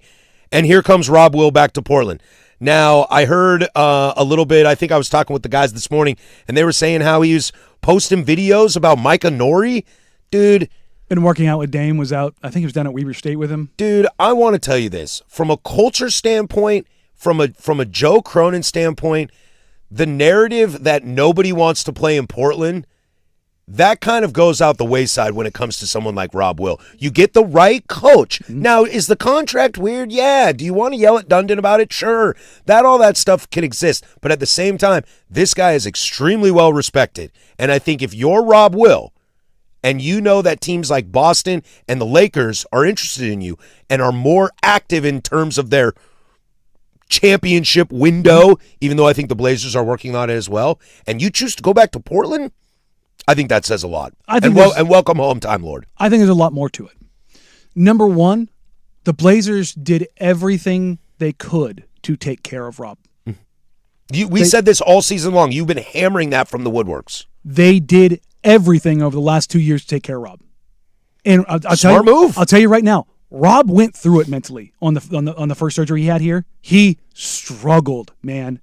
I had conversations with him that went pretty long about where he was at, and they took care of him. They protected him from himself. They did everything they could to make sure he could be what he could be. And in the playoffs, how good was Rob? Great. Very good. Very good. Rob's only drawback is his health. And he was like, well, he doesn't shoot threes. I don't care, because he's such a good know your role, speaking of roles, player, that I don't care. He's an excellent rim protector. He's a phenomenal team defender. He's a great rebounder. He works hard. He doesn't play outside himself. And I said it when the season ended. If Rob goes somewhere, he's going to go somewhere where he gets the most money. And guess what the Blazers did? They upped the contract. I heard anywhere between 10 and 12 million was kind of the starting point of where they were going to go with Rob. Didn't seem like they were going to go outside it. They go and trade for Ja, and they get some certainty in their books. They knew what they were working with. And all of a sudden, it was easier to get closer to 15. How does this season look for him? And it's going to be very similar to last year in terms of how you manage his time, his minutes. I don't think you're going to play back-to-backs. And his body. He won't play back-to-backs. Does this push the cards for a little more young Hansen action? I think just in terms of rotations and depth? Or it allows for more guard play. Oh, bud.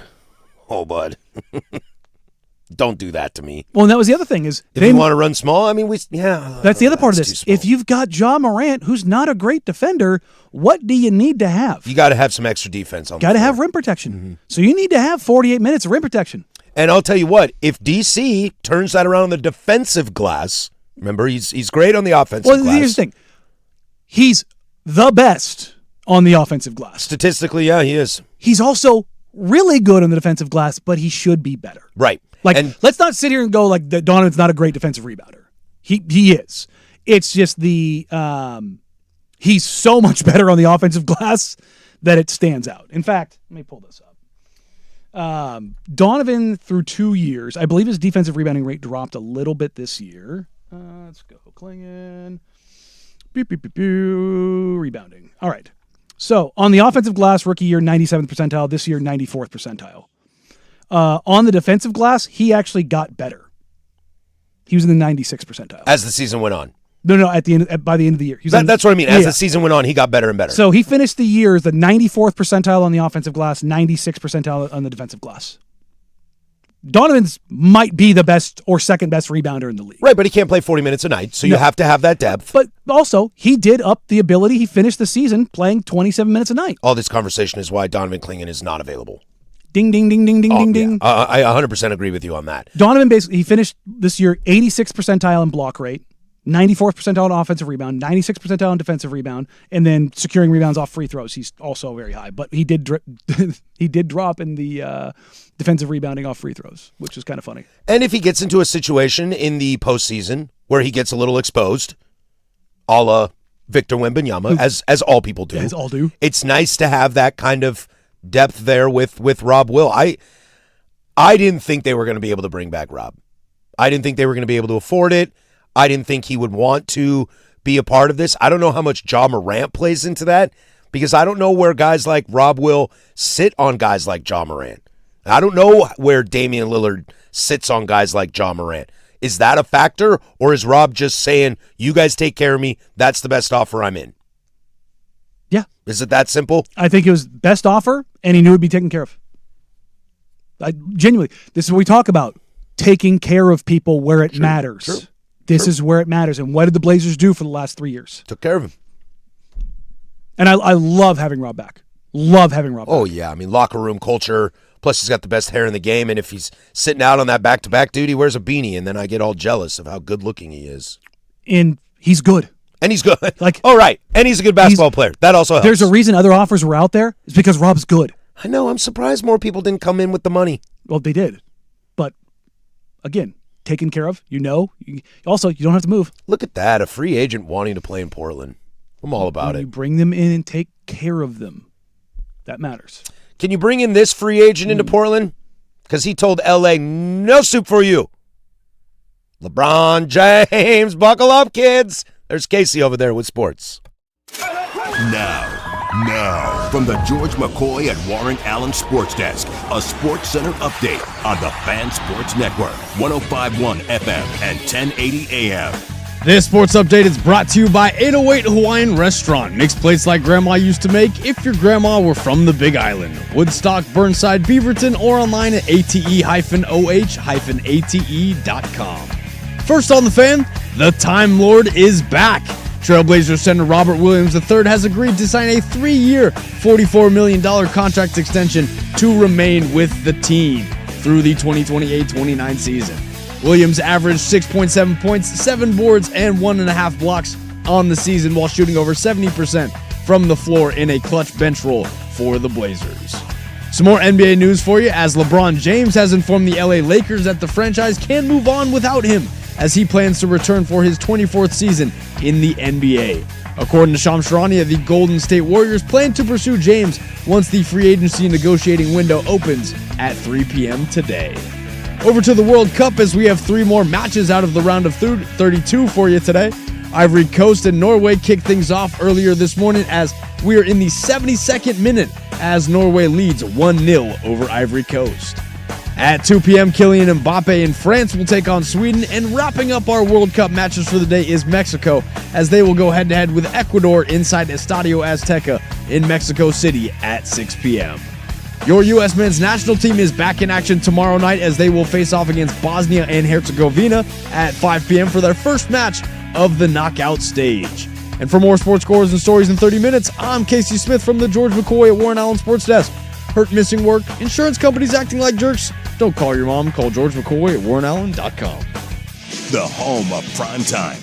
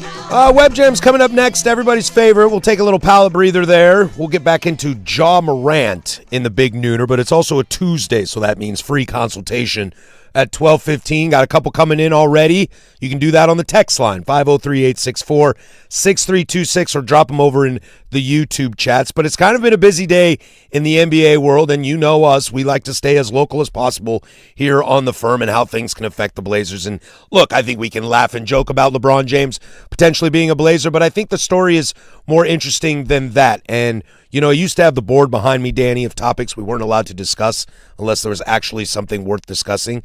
This LeBron thing is kind of fascinating to me, as he has notified the Lakers that he will not be returning and they can look for somewhere else, as he will find the last stage of his career. There's a bunch of options on the table. Golden State's been floated around. I imagine everyone's going to assume Cleveland's on the table. Everyone's going to talk Miami on the table. We can have fun with the Blazers, but before we get to that, Danny, it's interesting to me that LeBron has basically said thank you, no thank you. It's not surprising. It's actually the Lakers. I agree. The Lakers have not been kind in the new ownership to LeBron James, especially when Luka Doncic arrived. And I'm not quite sure what it is. I mean, I guess some of it is probably feeling like one player is holding your franchise hostage. And when you have a player of the caliber of LeBron James, that comes with the territory. But you're also the Los Angeles freaking Lakers, okay? Like, you are built for this. You have had Magic and Kareem, Kobe and Shaq, and now LeBron. And that's been kind of the genetic makeup of your franchise. And to just kind of say, you know what, you're too loud, you're too noisy, we don't want to deal with you, go away. I think it's very poor form on the Lakers. And for Blazer fans out there who absolutely despise the Lakers, and I don't blame you for it, this makes them look like babies again, in my opinion. You can be done with LeBron. I don't have an issue with that. But I don't know if they should have treated him the way they've done it. No, I don't either. I'm not like a LeBron apologist, but I have mad respect for LeBron James. I mean, I probably am to an extent. Don't get me wrong, the corny stuff has always bothered me, but the only thing that bothers me is like social justice issues, except for Hong Kong. That's the only thing that bothers me. But even beyond that, there's things that come along with being the face of the NBA for 20 years. Mm-hmm. Because he has been. Mm-hmm. Day he walked in the league. And the worst thing he has done publicly is the decision, and it was $4 million that went to charity. And he won 2 titles out of it, and maybe was the greatest basketball player I've ever seen. Yes. So I don't like to do the whole like bend the knee thing, but also bend the knee a little bit. There are certain guys you can bend the knee to. We talk about exceptions to the rules all the time. LeBron is the ultimate exception to all exceptions. There's 2 modern era players. You're not 6'8", 280. It's Jordan and LeBron. And for all of the Kareem, Wilt, Chad, if you're 70 years old, fine, go. But if you're Dr. J, that's my guy. If you're under 50, it's those 2 guys. Mm-hmm. Mm-hmm. Just Agreed. Don't. If you're going Kobe, just turn me off. It's nowhere even close. Well, I love Kobe Bryant. He's not in this conversation. No. And there are people that will say that he is, and it's not close. But beyond that, I know LeBron can probably wear on you because of the power struggles and all those kind of things. But like Rob Pelinka's ability as a general manager is just not good. And like, well, he got Luka. No, he was handed Luka. Oh, he got LeBron. No. The Lakers got LeBron because we got AD. LeBron wanted AD. Yes, and if you talk to anybody around the Lakers, any of the media, any of the people that have been around the team for the last 9-10 years, stuff just happens to fall in your lap because you're in Hollywood, and that's a real thing. It does. It's the same with Miami. Location matters. Mm-hmm. People want to be there. You can make a lot of money doing other things. There's no doubt about it. It's all of the things that kind of go around it. But they stumble into greatness because of their history and because of their location. What has Pelinka done that's been magical? Nothing. Jared Vanderbilt. Nothing. Rui Hachimura. They haven't committed money anywhere other than LeBron and AD, who one came there and the other one leveraged him there. I mean, there are times, the little reports, take this with a grain of salt because who knows how factual it is. There are times where I hear reports that are like, Luka's going to see how it goes and maybe not re-sign. Again, well, he already did. I know, but there were those reports. Yeah, sure. And we always say, I'll believe someone doesn't take the bag when they actually don't take the bag. Yes. But Because it hasn't happened yet. it hasn't happened yet, but the Lakers are a weird destination. And the side note that you brought up that I didn't even realize this morning before we went on the air is that he waited until they guaranteed Bronny James a contract. That's dirty. Also, That's dirty. literally right now, a buddy of mine who's a Lakers fan, I don't even think he's listening right now. I think he just happened to text me. We were talking about LeBron this morning, and he was like, he just texted and said, good, real Lakers fans have been ready for him to bounce, bro. Oh, I bet. Like, He feels very new Laker fan. I understand that. well, it's the Kobe acolytes. Oh, without a doubt. He is one. He's a huge Kobe acolyte.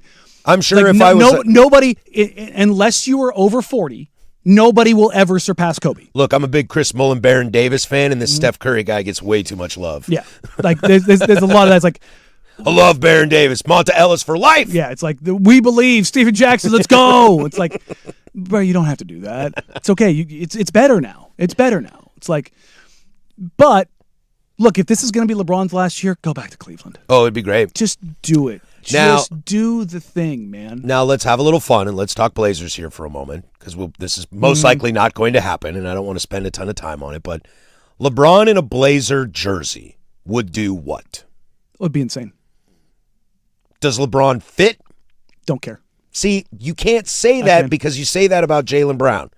Figure it out with Jaylen Brown. What do you mean? The landscape between those two is so different. Understood, but if you can figure it out with LeBron, you should be able to figure it out with Jaylen Brown. One of them can pass. Does Jaylen Brown have a song? Not yet. Again, how big is LeBron James? 6'8", 265. Big difference. Yeah. Even 41, soon to be 42-year-old LeBron James. I'm going to clap back at you, though. You can figure it out with LeBron. You can figure it out with Jaylen Brown. Oh, no. One of them is a significantly better creator. They're also different players. Yes. Yes, they are very different players. I will What grant did you I that. say? If Jaylen Brown was 6'10", different story. Well, I mean, if I was 6'10", different story, too. But that's my If I was, point. hell, if I was 5'10", it'd be nice. 5 more inches? Ouch, 4. It's actually like 3 1/4, but Okay. But who's counting? who's counting? Definitely not me. I've definitely not officially measured myself of late. But that's Well, I'm my worried point. about Like, going the other way. Yeah, no. That's my point, though. It's like you give me a guy who's 6'8" plus, we're talking different. Yeah, what is the market going to be for LeBron? You think it's just Golden State, Cleveland, Miami? Or could there be a sneak team in here? That's the only thing I'm curious if I could truth serum LeBron. That's why I'm with you. I like this Cleveland idea because, hell, I'll even take the Miami idea because I've seen him in that jersey. I don't know. Look, LeBron's legacy isn't going to be affected. LeBron's going to go down as LeBron. That's not going to change, even if he gets another title or doesn't. But I don't need to see Johnny Unitas in a Chargers jersey. You know? Yeah. Peyton Manning in a Broncos jersey, it works because he went to 2 Super Bowls and won one. Okay? Do I need to see LeBron in a Warriors jersey? Do I need to see LeBron in a fill-in-the-blank Minnesota Timberwolves jersey? Are there teams that I think LeBron would be really cool on? I.e. Minnesota? Yeah, I think he'd be a great fit for them. But I don't know if I really want that. If I'm being selfish. Is that the thing? Do you want LeBron's retirement tour to say Wolves? No, I don't. It's weird. I don't. Honestly, I don't want it to say Lakers either. No, and it's not going to. I would power rank Cleveland It's not, 1. It's not Miami. Cleveland 1, Miami 2. Honestly, Golden State 3. You want to be on a team with Steph and Draymond and go get AD, then fine. And I'll watch that geriatric circle run around and make the 7 seed. Cool. For me, it's Cleveland, and then a giant gap in any team that is not Golden State or Miami. Either go home or go weird.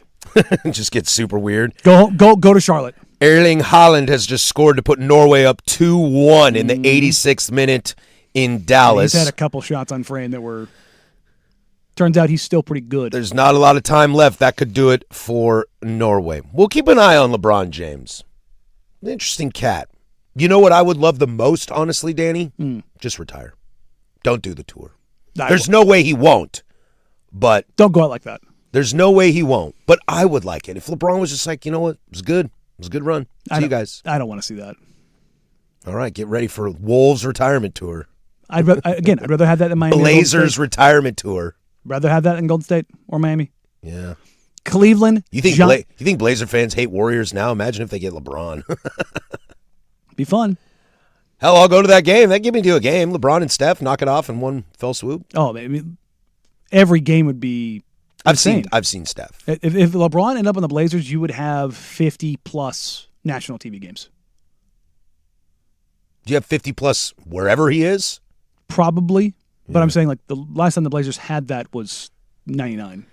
Let's take a little palate cleanser. We'll get into web gems here. Weird situation going on in the NFL. We'll follow you up on that. And then let's get into the big nooner as well. Marang was traded to the Portland Trailblazers and free consultation. Web gems is next. 105.1 The Fan.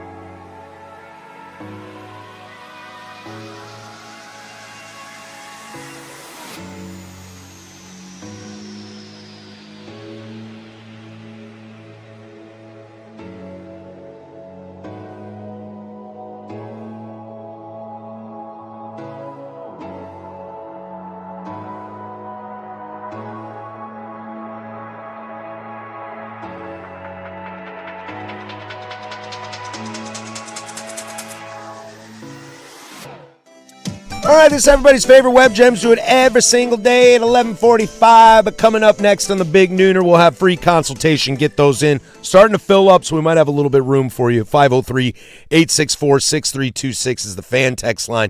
You can also send in any of your Blazer thoughts. Ja Morant, Rob Will, LeBron James, Jaylen Brown, fill in the blank. Or you can catch us over on the YouTubes and drop it there in the chat. We'll get back into Ja Morant and the Blazers at the top of the hour. But Web Gems will have a nice little palate cleanser, something we've been trying to get to as this story continues to unravel. And that's Terrion Arnold, NFL player for the Detroit Lions. Ooh, former NFL player for the Detroit Lions. Was sent home on $1 million bail last night. If you ever wonder if things can get worse. They can always get worse. They can always get worse. This guy is being charged with kidnapping, burglary, armed robbery, fill in the blanks. Sounds like him and some people coerced some other people to do some bad things, and now he's most likely going to jail for a long time. It's a wild story. It's really weird. I don't quite... I'm gonna put this up there. I'll open up this political can of worms. Oh, goody. You guys saw what Asante Samuel said. Easy ride. We talked about this the other day, and Yes. I forgot. Asante Samuel was talking about Carmelo Anthony, not the basketball player, the Right. young man who was charged and convicted of murder. It was the event where I believe he stabbed another guy over disrespect. And Asante Samuel, I'm paraphrasing here, said, what is he supposed to do? Just take the L? Yeah, dog. You're not supposed to stab somebody in the chest. Yeah, you're not supposed to rob people and kidnap. And it was over a slight, a disrespect. It's like this whole machismo, like you can't suffer the disrespect, so you've got to criminally offend somebody is so crazy. Look, you would have been in jail a long time ago. Bro. I had to say it. No, it was just right there. You're not wrong. I had to grab it. You're not wrong. Look, I've talked about this. A guy pulled a knife on me. I pulled a gun on him. I went to jail and had to go to court. Whoa. All the charges were dropped, but guess what? My life was in danger. Yeah, people can kiss my ass. That's... I'm terrified. Yeah, it happened. You're between me and the door, and now I'm scared. It happened. That backpack still heavy? Yeah, it's always. But yeah, no, it happened. 22 years ago. It happened. But it's like, my life was in danger. A guy didn't disrespect me. Here's the other side. That guy felt like I disrespected him, so he was going to come stab me. Oof. The concept of that is wild. It's insane. Yeah. Yeah, and you kind of, what's also interesting about it is the fact that the Detroit Lions have released him already. They're like, nope, we've seen enough. Because they've got text, they've got video, they've got the whole, it's... Usually it's, we respect the court's process and we await further investigations, but at this time we'll have no comment sort of thing. Yeah, this is Dave Chappelle. Open and shut case, Johnson. This is Ray Rice. Yeah. Like, yo, man, we've seen the video. It don't look good here. Diddy in the hallway. Yes. Don't look good here, man. Well, see ya. Big gulps, huh? Yeah, Well, see you later. You don't have to go down that path. No, you don't. And it's unfortunate. And that's kind of what happens in this professional sports world is you get too many people that get too much money at too young of an age. A lot of athletes don't, but a lot of athletes come from broken homes, come from low economic status. I would argue the staggering majority of humans are not prepared to step into that economical environment and the pressures that come along with it. I would agree with that as well. I'm 40 years old. If I won the I live lottery a pretty right now, carefree lifestyle. Yeah, but if you dropped, $200 million on me right now, I'd be like, whoa. I mean, I'd be stoked about it, and I would like to think at 41 years old, I would calm down and go hire some people. You'd make some stupid decisions. Oh yeah. Oh yeah. Oh, I'm buying a Sprinter van ASAP. You'd have a pet tiger. No, I wouldn't do that. You'd do something stupid. But not that. But yeah, probably. You'd have some. I'd buy an island. You'd have some original pressed goose record made out of, dinosaur bones. That would be rad. Signed by everybody. Yeah, that's what I mean. You would 100% have something there. You know what I mean? It just happens. What is it? It's a guy like Zuckerberg. He pretends to look poor, but he wears, $2,000 t-shirts. $2,000 white t-shirts. Yeah, you're like, what? Him and Sprague wear those $2,000 white t-shirts. Must be nice. And he wears them once. That morning show money. Yeah, it's just, it's like, what's happening here? But no, it's like this whole idea of disrespect breaking you to the point of not just like mildly criminal, but like something you would see out of them. Like Netflix is already working on the documentary. Oh, without a doubt. You might not even need a documentary. It might be a better movie. You know what I mean? Like this is. Did you ever see that movie Alpha Dog? Yes. That was a good flick. That's the Timberlake one, right? Yes. They kidnap the kid and they realize what they've done is totally Mm-hmm. wrong and they can't get out of it. And Like, that was a messed up ending of that movie. Yeah, it was. But as in, like, but that's where this could have gone. Yeah. It's almost like that money becomes absolute power. And what is absolute power corrupts? Absolutely. But again, I don't even think it's the money. It's the respect thing. Put some respect on my name, but it's taken to levels you can't fathom. And I honestly, the really unbelievably sad and terrifying thing is he's wearing that green vest when he's in court. For those that don't know, that vest is a self-harm vest. Yep. And Well, it's like, because when things pile up on you that high and you got a ton of fast? money, and I don't know if he's got small kids at home or if he's got parents that really need the money. he's got people around him, yeah, man. and you kind of just sort of like, well, okay, I messed up, and instead of going to jail, we'll make this choice and leave my money to somebody else. It Good luck, buddy. Yeah. Good luck, buddy. Just remember, it can always get worse. Mm-hmm. It can always get better, but it can get worse. Put yourself in the right frame of mind around the right people, and that'll help out. Speaking of right frame of mind with the right amount of people, the Portland Trailblazers made a trade yesterday. Let's get back into that as Côte d'Ivoire just falls to Norway at the final buzzer. 2-1 is the final score. Boy, they had a shot there at the end. Norway advances. I believe they will take on I believe they have Brazil. I'll double check that in the break. Big Nooners next. 105.1 The Fan. This is the International Soccer Report, brought to you by Goal PDX on the corner of Southeast Hawthorne and 18th Avenue. Food, spirits, football. Ismail Sabari can win the penalty shootout for Morocco with this kick. Yes!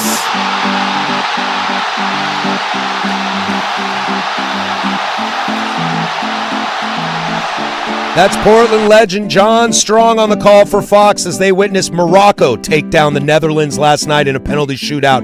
One of two penalty shootouts, 3 of 3 thrilling games on day 2 of the round of 32. The International Soccer Report brought to you by Goal PDX. Check out Goal PDX for all your big tourney matches this summer. Goal PDX, food, spirits, and football. Sponsored by BetMGM. Own your moment. Make it legendary. Please gamble responsibly. Gambling problem? Call 1-800-GAMBLER. Pat Boyle here to help you beat the books with Westwood One Sports. Wimbledon on Wednesday. I think American Jensen Brooksby will continue to turn his season around. Brooksby's been miserable this year, but he's starting to find his form on the grass, and he crushed his opponent in straight sets last round. He now plays Ignacio Buse, who's a young, talented player, but his best surface is clay. I think Brooksby frustrates him tomorrow and gets the win as a slight favorite. I'm Pat Boyle. Bet smarter, beat the books. Download the BetMGM app today. I'm David Ortiz. When I lost my mom, she was only 46. And I lost my dad to cancer. It was the worst pain I ever felt. It made me think, what will happen with the people I love when my time is up? That's why I have life insurance. Ethos makes it easy. It's all online. Take about 10 minutes.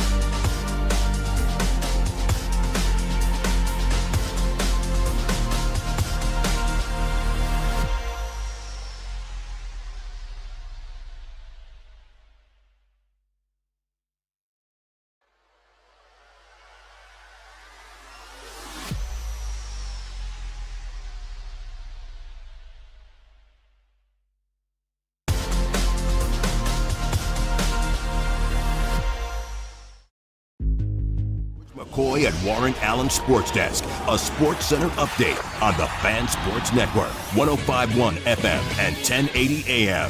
First on the Fan, the Time Lord is returning. Trailblazers center Robert Williams III has agreed to sign a 3-year, $44 million contract extension to remain with Portland through the 2028-29 season. Williams averaged 6.7 points, 7 boards, and 1.5 blocks on the season while shooting over 70% from the floor in a clutch bench role for the Blazers.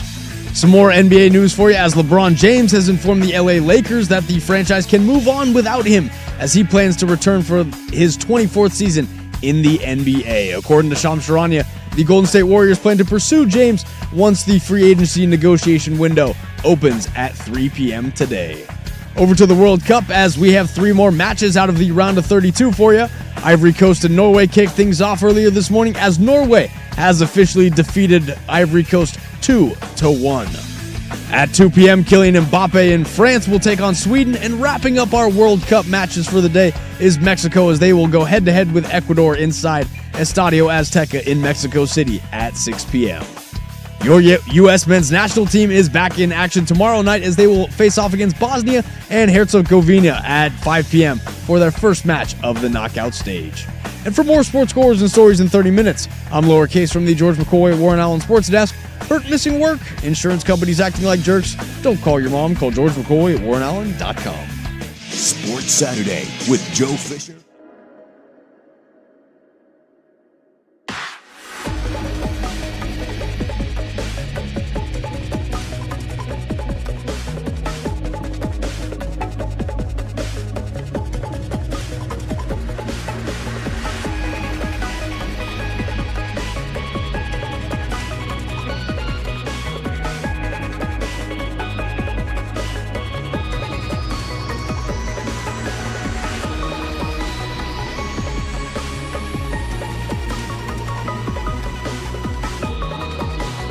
Here, the firm of Harris and Marang. We do this bad boy every single Monday through Friday from 10 a.m. to 1 p.m. Thank you, and I mean that from the bottom of my heart, truly, for being a part of our day. We couldn't be here without you. Thank you for letting us be a part of your day. We've had a lot of fun this week so far, talking a ton of Blazers, and I'm sure you will catch more of that right here on the Fan Sports Network. After us, we'll turn it over to bonus hour of the Fan Happy Hour with Luke Anderson from 1 to 3, and then prime time from 3 to 7.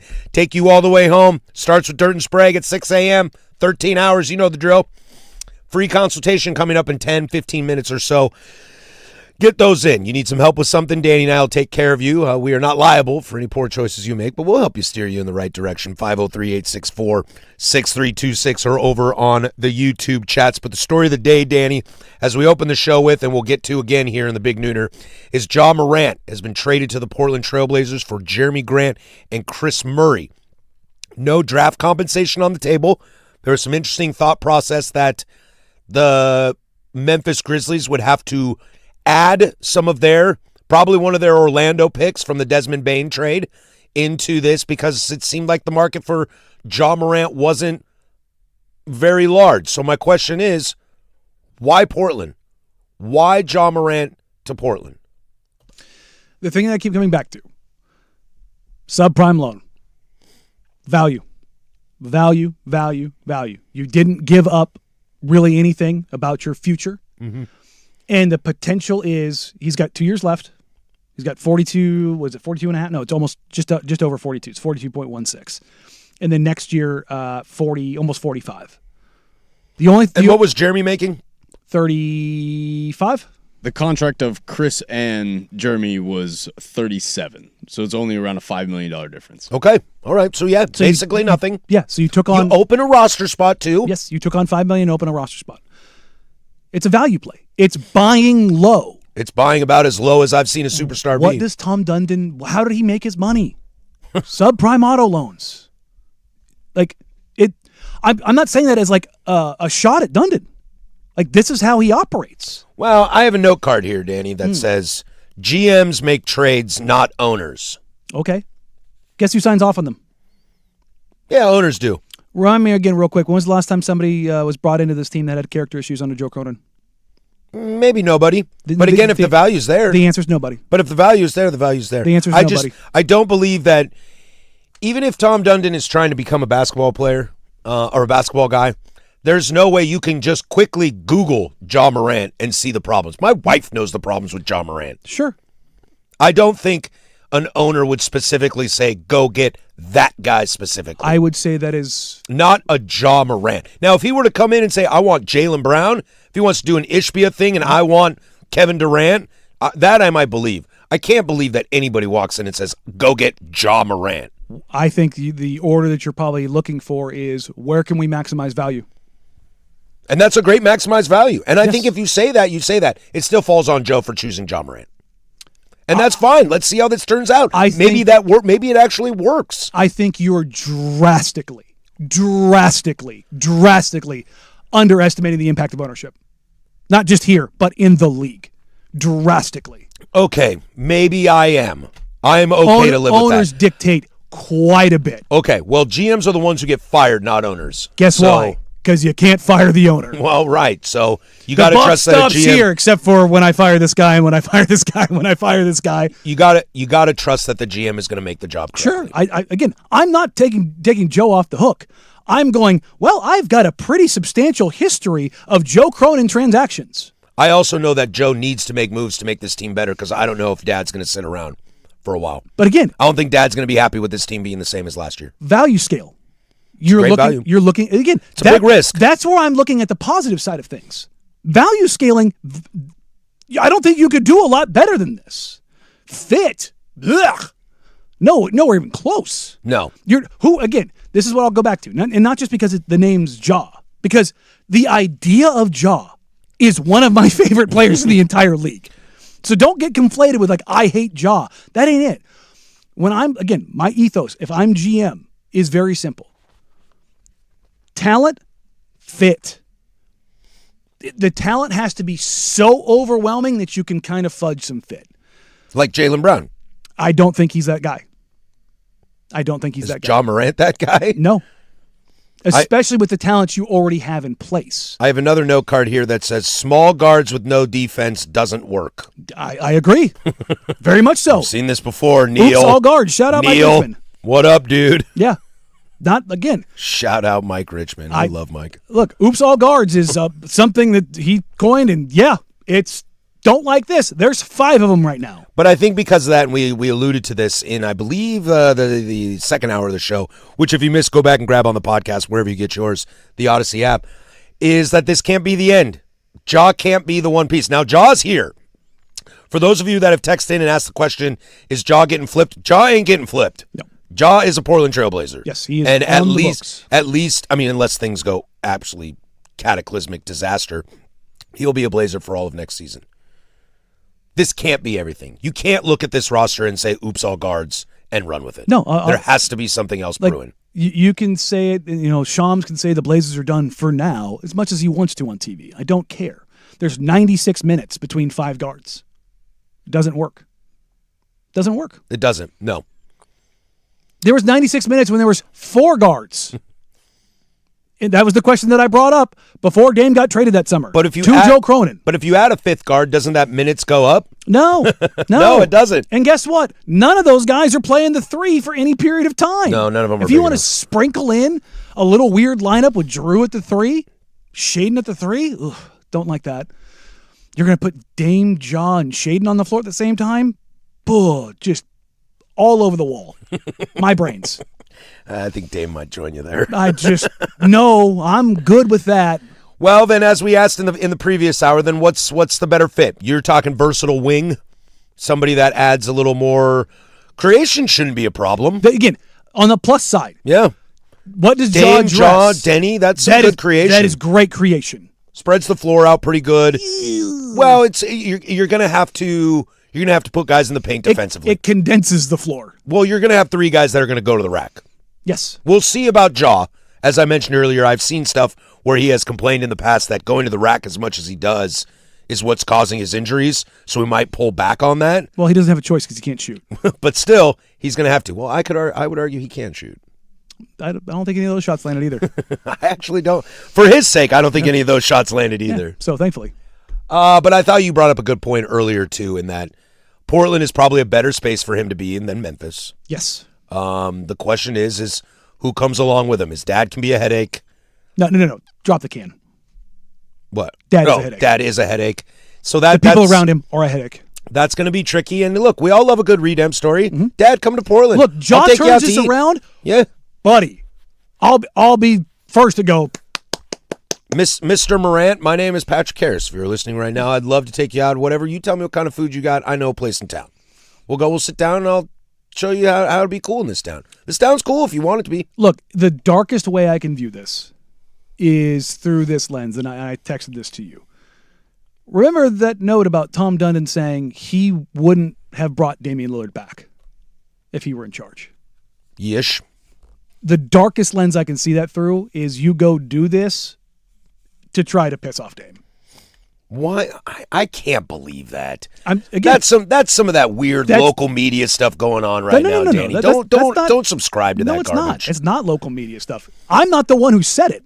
I know you're not the one who said it. So why would you say it if that's not what would possess you to say that publicly? Well, he didn't say that publicly. We got that from a Carolina Hurricane guy who he would have been shocked if that he said to us that Tom Dundon is not the kind of guy that would have brought back Damian Lillard. He did not say that himself. I thought he said that he told him that. No. He said he is the kind of guy that would not have brought back Damian Lillard. Okay. And the idea that Tom Dundon is doing something to piss off Damian Lillard, I don't buy that. That's the thing. I don't buy that. I'm not saying that's what it is. I'm saying that's the darkest way I could view that. And I think that's a little too far. That's fair. I'm saying that's because if you're trying to say like this is how this is going to work, because that doesn't scream that it works. Look, I don't believe this for a second, but I think there's a better chance that Tom Dundon would move the team than intentionally try to piss off its superstar and club legend. I don't think he cares. And I don't think either of those exist. Well, number one, I don't think he's doing this, nor do I think that he's trying to move the team. No. For anybody out there who keeps saying Portland local media, I have literally said 1,000 times, I don't think this team's going anywhere. They'll figure it out. And when I talk about that stuff, Danny, to be honest, I'm not talking about you. Oh, I know. I'm just choosing not to dox people because I'm trying to be professional here. Yeah, where's the fun in that? Well, I don't know. Maybe it's the Joe Simons rubbing off. There you go. John Morant and Trailblazer coverage on the Fan, presented by Xfinity. Score the most reliable Wi-Fi, one price, 5 years guaranteed. Xfinity, imagine that. Free consultation is next. You want some Blazer questions? Throw them in. We got some other fun stuff as well. 503-864-6326 or over on the YouTubes. That's Danny. I'm Patrick, and this is 105.1 The Fan. The biggest.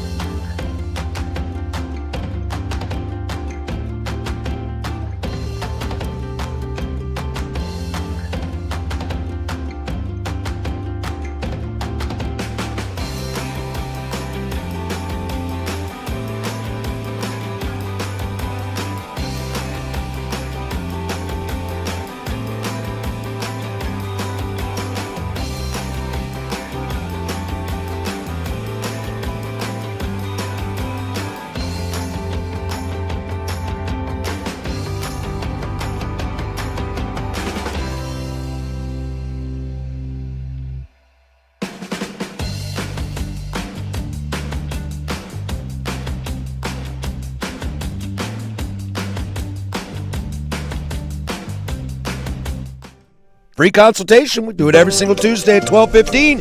Any issues you got, your love life, your personal life, your sports life, your work life, whatever walk of life you might be into, you can send that over to us and we'll do our best to help you out. 503-864-6326. That's the fan text line. Or over on the YouTube chats. Let's get right into this, okay? We've done a ton of basketball today. So we'll take a small little break. We'll start real easy. Free consultation. I have a free night from the wife and kids. Do I get takeout from a restaurant they don't like or make myself a really nice steak? See, the part where where this texter says, from a restaurant they don't like, why get takeout? Why not just go? Sit at the bar or get yourself a nice table by the window? You a window guy? I'm a bar guy. Shocking. But yeah, I'm a window guy. Okay. I like sitting by the window.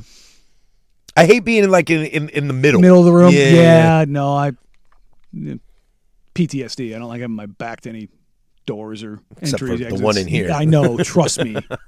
Whenever I see you looking at somebody walking behind And us, I always wave. When you wave, I'm always like, "What are you Who is doing?" Yeah, I don't like that. Never have, never will. Yeah, 100%. But I don't know, man. Good steak's a good steak. I know, and let me tell you something, and something that this is definitely 10 toes down of me. I know we're in free consultation, but this is definitely something that I'm very, very passionate about. I'm not a big takeout food guy, period. There is a time and place, obviously, like pizza and, New York kitchen style Chinese food. Sure, I understand that. I'm not a big takeout person because the food's never really hot when it gets to you. And also, I'm very, very anti-food delivery services. Because of the damage that it does to just everything. restaurants? Just everything, man. It's like more people on the roads. It's like more garbage because they got to put it in their bag, too. And yeah, what it does economically to some restaurants, especially locally owned ones. My consultation, honestly, man, is just go out. Oh, yeah, no, I'm pro going out. Yeah, go out. I say this as somebody who gets Grubhub delivered when he doesn't meal prep, so. Oh, I knew what I was saying. Yeah. I knew what I was saying. Yeah, no. Trust me, I get it.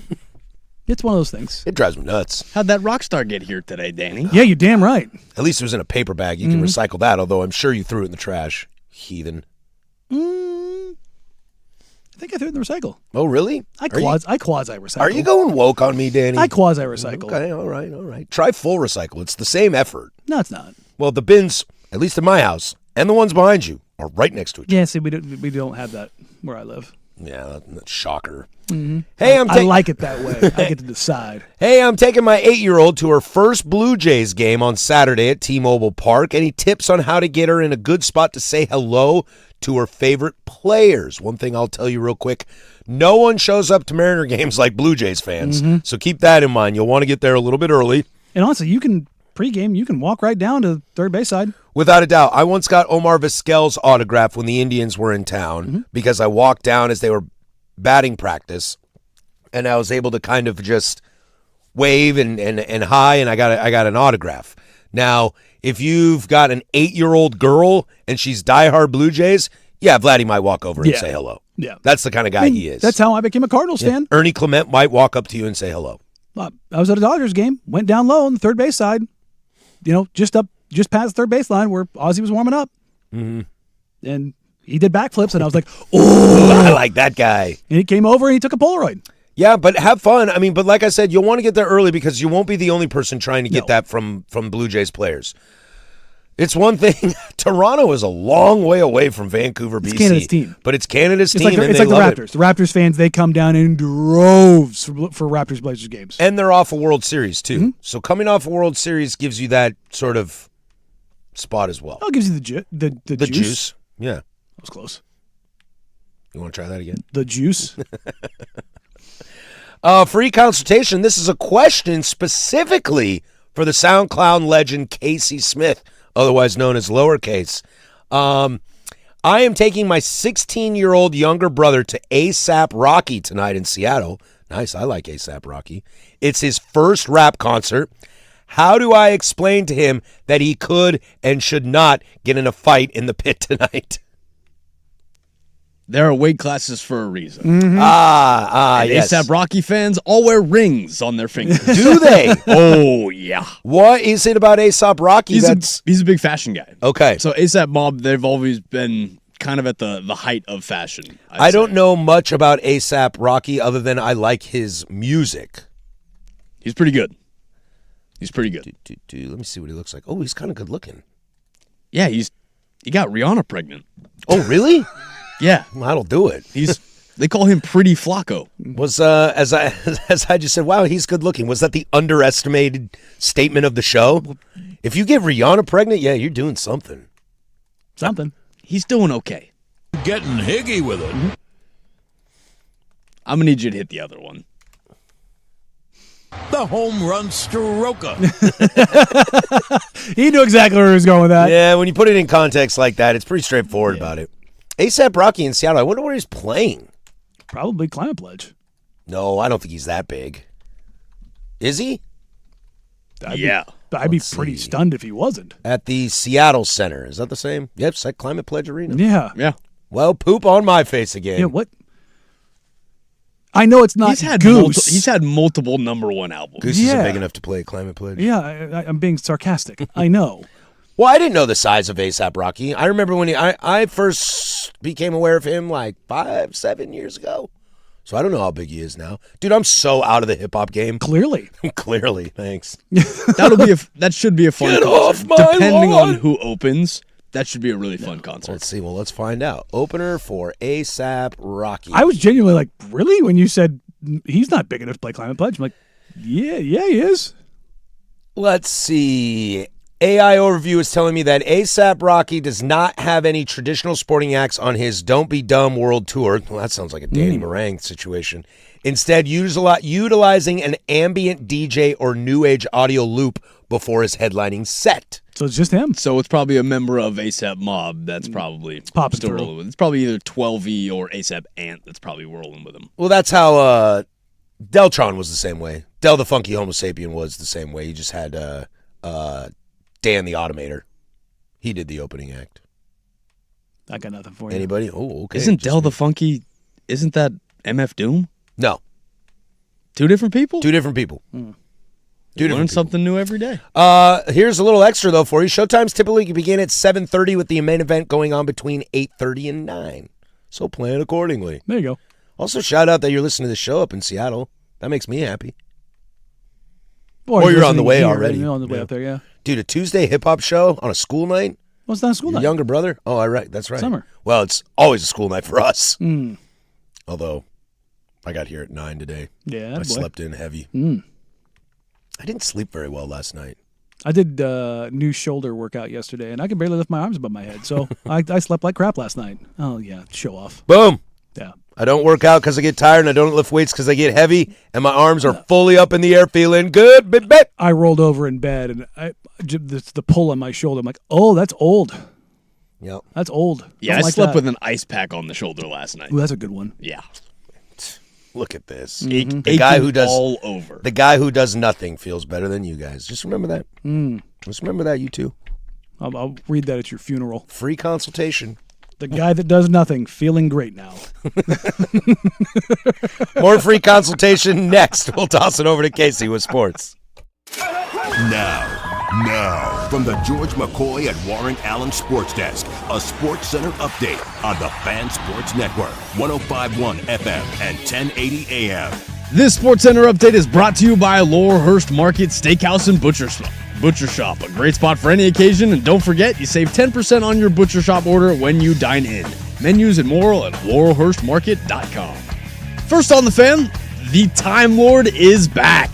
Trailblazers center Robert Williams III has agreed to sign a 3-year, $44 million contract extension to remain with Portland through the 2028-29 season. Williams averaged 6.7 points, 7 boards, and 1.5 blocks on the season while shooting over 70% from the floor in a clutch bench role for the Blazers. Some more NBA news for you as LeBron James has informed the Lakers that the franchise can move on without him as he plans to return for his 24th season in the NBA. According to Shams Charania, the Golden State Warriors plan to pursue James once the free agency negotiation window opens at 3 p.m. today. Over to the World Cup as we have 3 more matches out of the round of 32 for you today.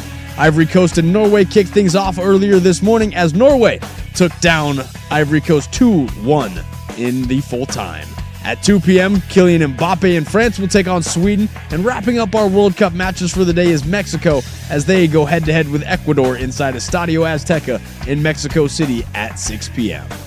Your U.S. men's national team is back in action tomorrow night as they will face off against Bosnia and Herzegovina at 5 p.m. for their first match of the knockout stage. For more sports scores and stories in 30 minutes, I'm Casey Smith from the George McCoy at Warren Allen Sports Desk. Hurt, missing work? Insurance companies acting like jerks? Don't call your mom. Call George McCoy at WarrenAllen.com. The home of the firm of Harris.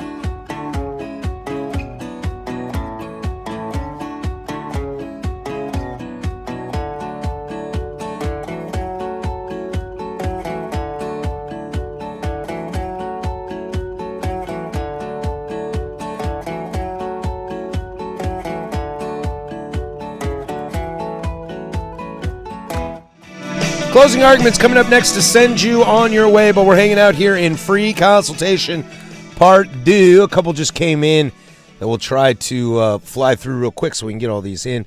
Closing in on my first home today, what housewarming gift should I provide myself? Daddy J could use a new mattress and a TV. Buddy, if you're choosing between those, it's mattress all the way.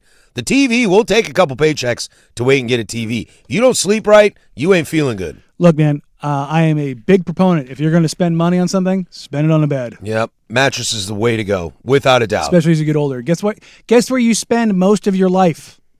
In bed. Again, like you can have different jobs in different places. The one thing you go home to every night, mattress. Getting higgy with it. I spend an ungodly amount of money on a new bed, and it's the wonderful. Home run stroker. Mm-hmm. Well, that's where you are. Sit in my my nice adjustable bed with a zero gravity setting. Get the relief on the legs and the back. Oh, it's quite nice. It's quite nice. The dog slept in the bed last night, and that leaves me a slight little sliver there on the edge to fit in. That's why little dogs are great. My dog's not that big. Maybe my wife and I should get a bigger bed. The problem is we have a queen. Queen is ample size. We're not large people. No. We would really like a king, but we really love the frame because it matches like my dresser, her dresser, and the aesthetic of the room really well, and our nightstands. Like it's all one big set. Can you expand the frame, or is it built in? Yeah, I'd have to look. I don't know. Because some of those have the rails in the bottom. They've got the bolts on the inside where you can expand. Yeah, I don't know if it can. I should take a peek at that. Oh, because that would be nice. It's like this really cool, like thick wood frame. There you go. Oh, then, really, then really probably beautiful. not. Probably not. Yeah, sorry, I just sighed on the radio. Normally, I don't let the hip sigh come out as I adjust in the chair. Part of me thought I hit the button over here, and I went, "What? Yeah, what just happened?" That was 100% me. Normally, I mute it, but I adjusted, and my hip went clack. I was like, "Ooh." It's the hip. It's the knuckles popping. It's the snapping. Oh, dude. Come on, man. Come on.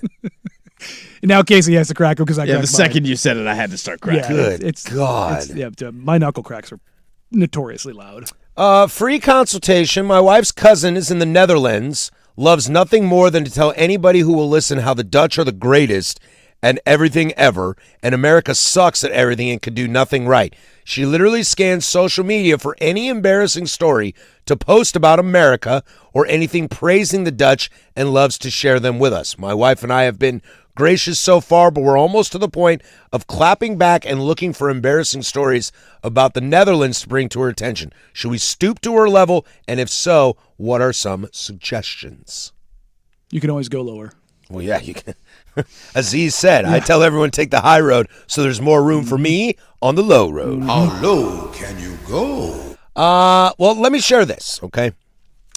Obviously, I'm a big World Cup fan. I've been watching a lot and following a whole lot of stuff about it.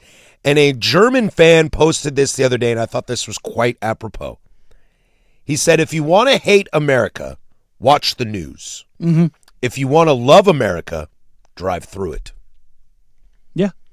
So as much as your windmills and your bicycles are pretty cool in Amsterdam, it is pretty cool.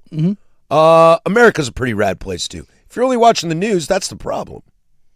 Because I'll tell you what, I live in the Pacific Northwest and I live out here for a reason. Because it's beautiful. I tell people all the time, people, especially people who are very anti-American, go travel. Go travel. Well, I know you always say that from outside. I mean more specifically like travel in America. Oh, I don't know that. But I'm just saying like, yes, number one, travel in America, but travel outside America. Because even the America that you don't like, it can always get worse. Been to a lot of countries on this world in all different continents.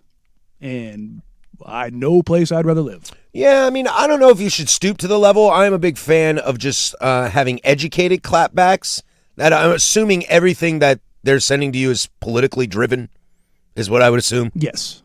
Like this, or something about Americans being fat or guns. Okay. It's like more people die of heat death in Europe than they do of gun death in America. Well, I got issues with guns, and I would like to see that stat first. But come to the conversation with more reasons as to why America is great. I don't think you need to bash on the Dutch. I don't think you need to stoop that low. But remember, the United States of America is like 5 different countries. Like the South is very different than here, which is very different than the Northeast, which is very different than the Midwest. Hell, the Midwest has like 3 different places. Our country's big. And Southern California and Arizona areas. Pretty cool. Our country is as big as Europe, basically. Kind of, yeah. Yeah. A lot of stuff going on. Yeah. And guess what? A lot of different cultures there. And you can sneak into our friends of the North and our friends of the South. Those are pretty cool places, too. Again, what does the great Michael Caine say as the father of Austin Powers? There's only 2 things I hate in this world. People who can't stand other people, people who are intolerant of other people's cultures, and the Dutch. That's wrong. Alfred. I met a bunch of, for some reason, when my wife and I were in Belgium, we met a bunch of Dutch players. Oh, also, they lost last night and looked like garbage doing it. So just smack them around. If USA beats Bosnia, just send them clips of USA. Just USA. Yeah. USA. There you go, right there. That's sports right in the junk. Remind them that the Netherlands are the biggest losers in the history of the World Cup. So there you go. I did see one line. Germany lost, Japan lost, Italy didn't show up, and Europe doesn't have AC. We're in 1945. It's come full circle. I was like, damn. It's kind of savage. Not wrong. Oh boy. My wife and I were in Belgium a couple years ago, and when we were in Belgium, we met. Funny enough, we met a bunch of couples that were from the Netherlands. Very, very nice people. Sure. Had very cool stuff to say about us as Americans. It's me and my wife. We don't cause problems. We're just 2 small Americans willing to spend money and sit outside and drink Aperol spritz. And you had water bottles, right? Yes, refillable water bottles. 100%. Because I do refillable water bottles. It's just water bottles in general. I know. If you ever want to, It's spot true. American tourists outside of this country, water bottles. And we all want ice. Why do the Europeans not want ice? Same reason they don't like AC. They're dumb. I don't get the ice thing. The ice thing is so strange. It's weird. Yeah, we had Rob Stone on, and he was talking about one of the guys he works with was like, I don't want ice. Why would I want ice? And you're like, dude, ice is amazing. Yeah, ice is great. I ordered a gin and tonic at a bar in Paris once and got 2 cubes of ice. 10 seconds later, it was melted. You're like, I went back to get another one, and I said, hey, can I get extra ice? I got 4 cubes of ice. that is extra ice. I know. And then I was like, could you fill it all the way to the top? And they were like, no. They're charging you for ice cubes. I was like, at this point, I might pay for the ice cubes. Yeah, you know what? That's why the ice is melting, because they don't have AC. But the Dutch that I met were super, super friendly and super nice to us. You know what I found out, though? They really don't like the British. The English specifically.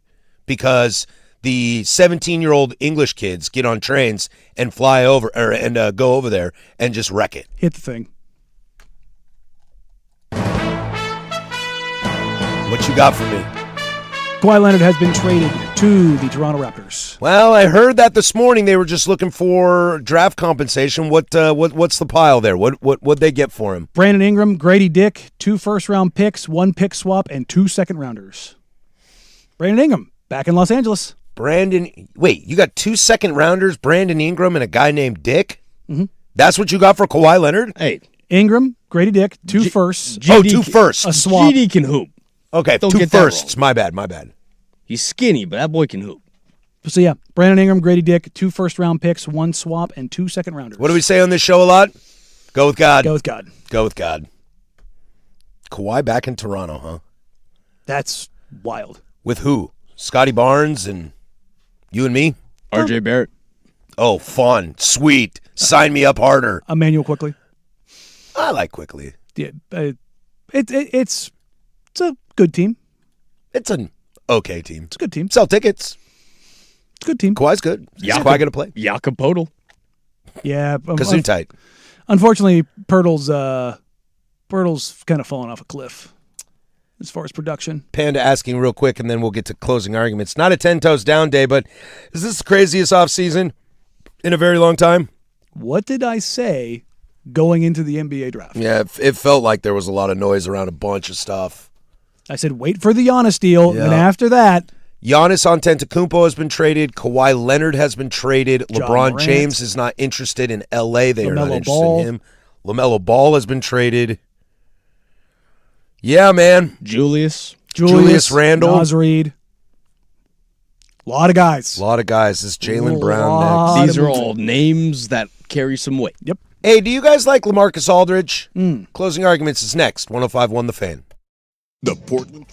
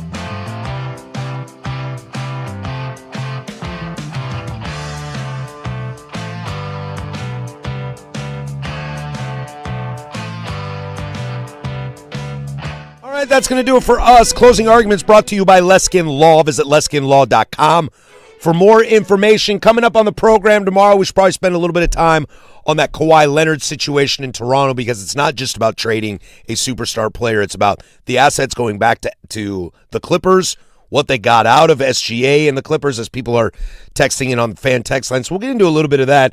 Obviously, we'll keep you updated on any other NBA action, as Jaylen Brown could still get moved and, hell, could still be a Portland Trailblazer, but at least we know now it won't be Kawhi Leonard. Probably need to talk a little bit. I got some stadium stuff that I want to chat about that is not related to Moda Center, but it can be related to Moda Center. So we have some of that we might get into tomorrow as well. We're on a short week this week, so there's only 2 shows left. We got Friday off, baby. Oh, that's right. Got Friday off. You're welcome, USA. So celebrate 250. 250. Interesting spot. Interesting Friday action. Danny, let me ask you a question. We've been speaking about this gentleman all day long. His name is Ja Morant. What number does Ja Morant wear? I had this thought last night. I was like, Ja wears number 12, guys. I didn't even think about it. Like, number one, the number of people who are under the age of 40 who are telling me about LaMarcus Aldridge's career and where he ranks in that era, I want to stuff you all into the same can and shoot you into the sun, because you are out of your mind crazy. You have spent the last 3 hours battling them on Twitter. I do not. If you want to say you don't like the way that he left, fine. It's a top 5 Blazer of all time. Yes, it's not close. Without a question.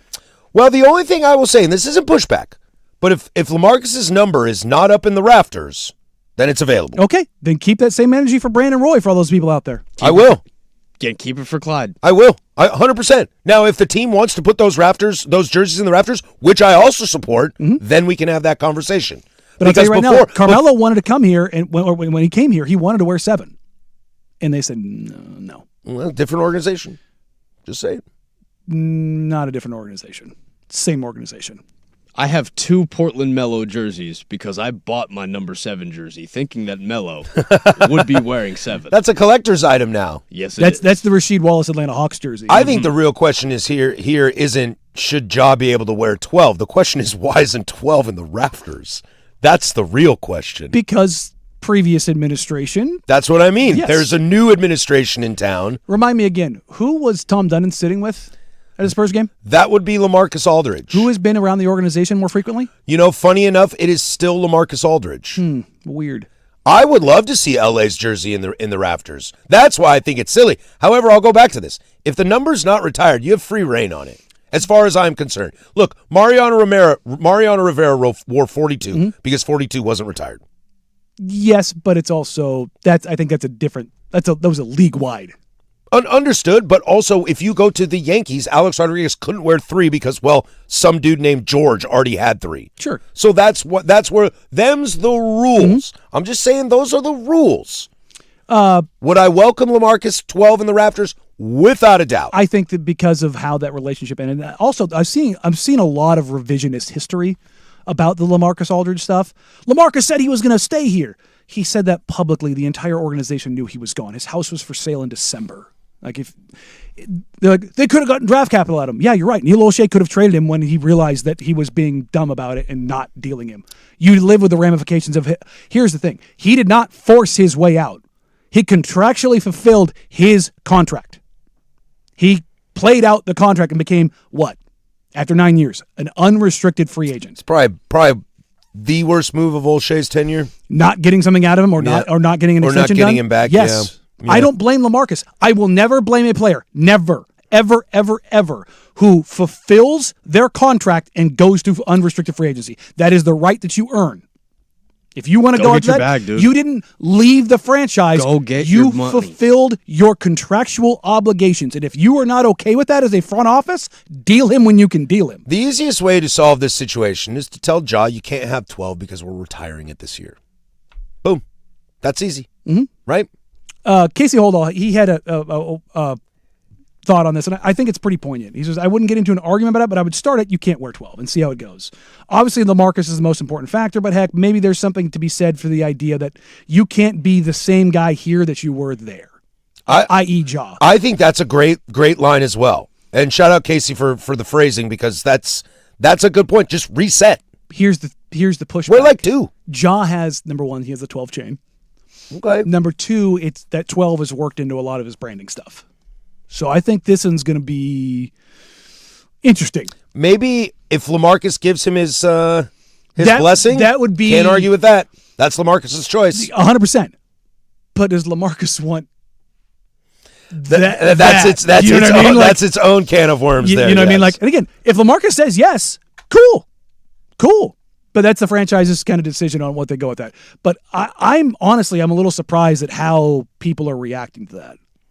Number one, the pecking order of where LaMarcus is. I saw somebody put Sidney Wicks above LaMarcus. I've never heard of Sidney Wicks. Or Sabonis. And I'm like, whoa, hey. No. Bill Walton, Clyde Drexler. Dame. LaMarcus. That's, yes. And I said top 5 just in case you want to say Maurice Lucas. You want to say that because he was the other guy on the title team? If you want to put Kersey in there as well? No. There's one player on the title team that's a no-doubter, and it's Bill Walton. If you want to say Mo Lucas because you're 70 years old, okay. Easy on the Sobs. He's my guy. Again, love Sabonis. Love Rasheed. Sobs and Sheed are my boys. Also, the Scottie Pippen of it all. It's like, no. LaMarcus was 20-10 and carried the franchise out of the Odin Roy era when their bodies completely broke down, and then ushered in the next era while also being a multiple-time All-NBA guy when guys like Dirk, Powell, Garnett, Duncan, Griffin, Kevin Love. What's the picture we can't get out of everyone's brain when they get all up in their feels about the Portland Trailblazers? Robin Lopez, LaMarcus Aldridge, Nick Batum, Wes Matthews, and Damian Lillard. Yeah. Is that not the what if in the all-time Blazer pantheon? It's the 99. I know it's 99. But it's Wes's Achilles going like you're a legitimate contender for in the Western Conference Finals. And LaMarcus bounces, and then the team is in shambles. So, yeah. Look, if you want to say you don't like the way that LaMarcus left, fine. But the whole idea of I hate the situation. I don't hate LaMarcus. He left us hanging. No, he did not. The front office failed you. Oh, yeah, I would argue they failed. That is what happened. Power rank my favorite Blazers, though. I'm going Sheed 1, Sobs 2. But you're talking about your favorite. Yeah, those are just my favorite. Yeah, those are different. Probably Dame 3. When you're talking about franchise impact, Zach Collins longevity, all those LaMarcus Myers Leonard 5 is top 3 in almost every single category. He's one of your franchise's 5 best players. You can't argue that. It's just I don't. Arguing against that, it's just you just don't like that he left. There's just a staunch difference between a franchise player and possibly the greatest players to ever wear a jersey. There's a difference. Yeah, the whole idea, if that's the case, then Carmelo Anthony is the greatest trailblazer. It's Carmelo and it's Scottie. Yeah, it's but that's not the case. Steve Smith. We know that. I'm pulling that, by the way. What? Oh, I'm clipping that. Okay, all right. Yeah, it's the best Blazer, the greatest Blazer of all time. The best player to ever wear a Blazer jersey is Scottie Pippen. That's easy. I'd argue it's Clyde. Is Clyde a better player than Scottie Pippen? Yeah. Scotty's a lot more famous. Where's Clyde all time on the scoring list? That's a good question. I don't know. I think he's top 15. You know what? I closed it. I had the franchise records up. Young Hansen, number 6. Because I was trying to see where LaMarcus was in all the franchise records. It's top 3, top 4, top 3, top 4, top 3, top 4. It's CJ McCollum 7. Yeah, it's just yikes. Closing arguments brought to you by Leskin Law. Visit LeskinLaw.com for more information. Leskin Law's one-day divorce mediation, peace treaties, not war plans. That'll do it for us. Thanks for being a part of our day. For Danny Marang, that's Casey Smith. I'm Patrick Harris. Go do something I would do. Bye.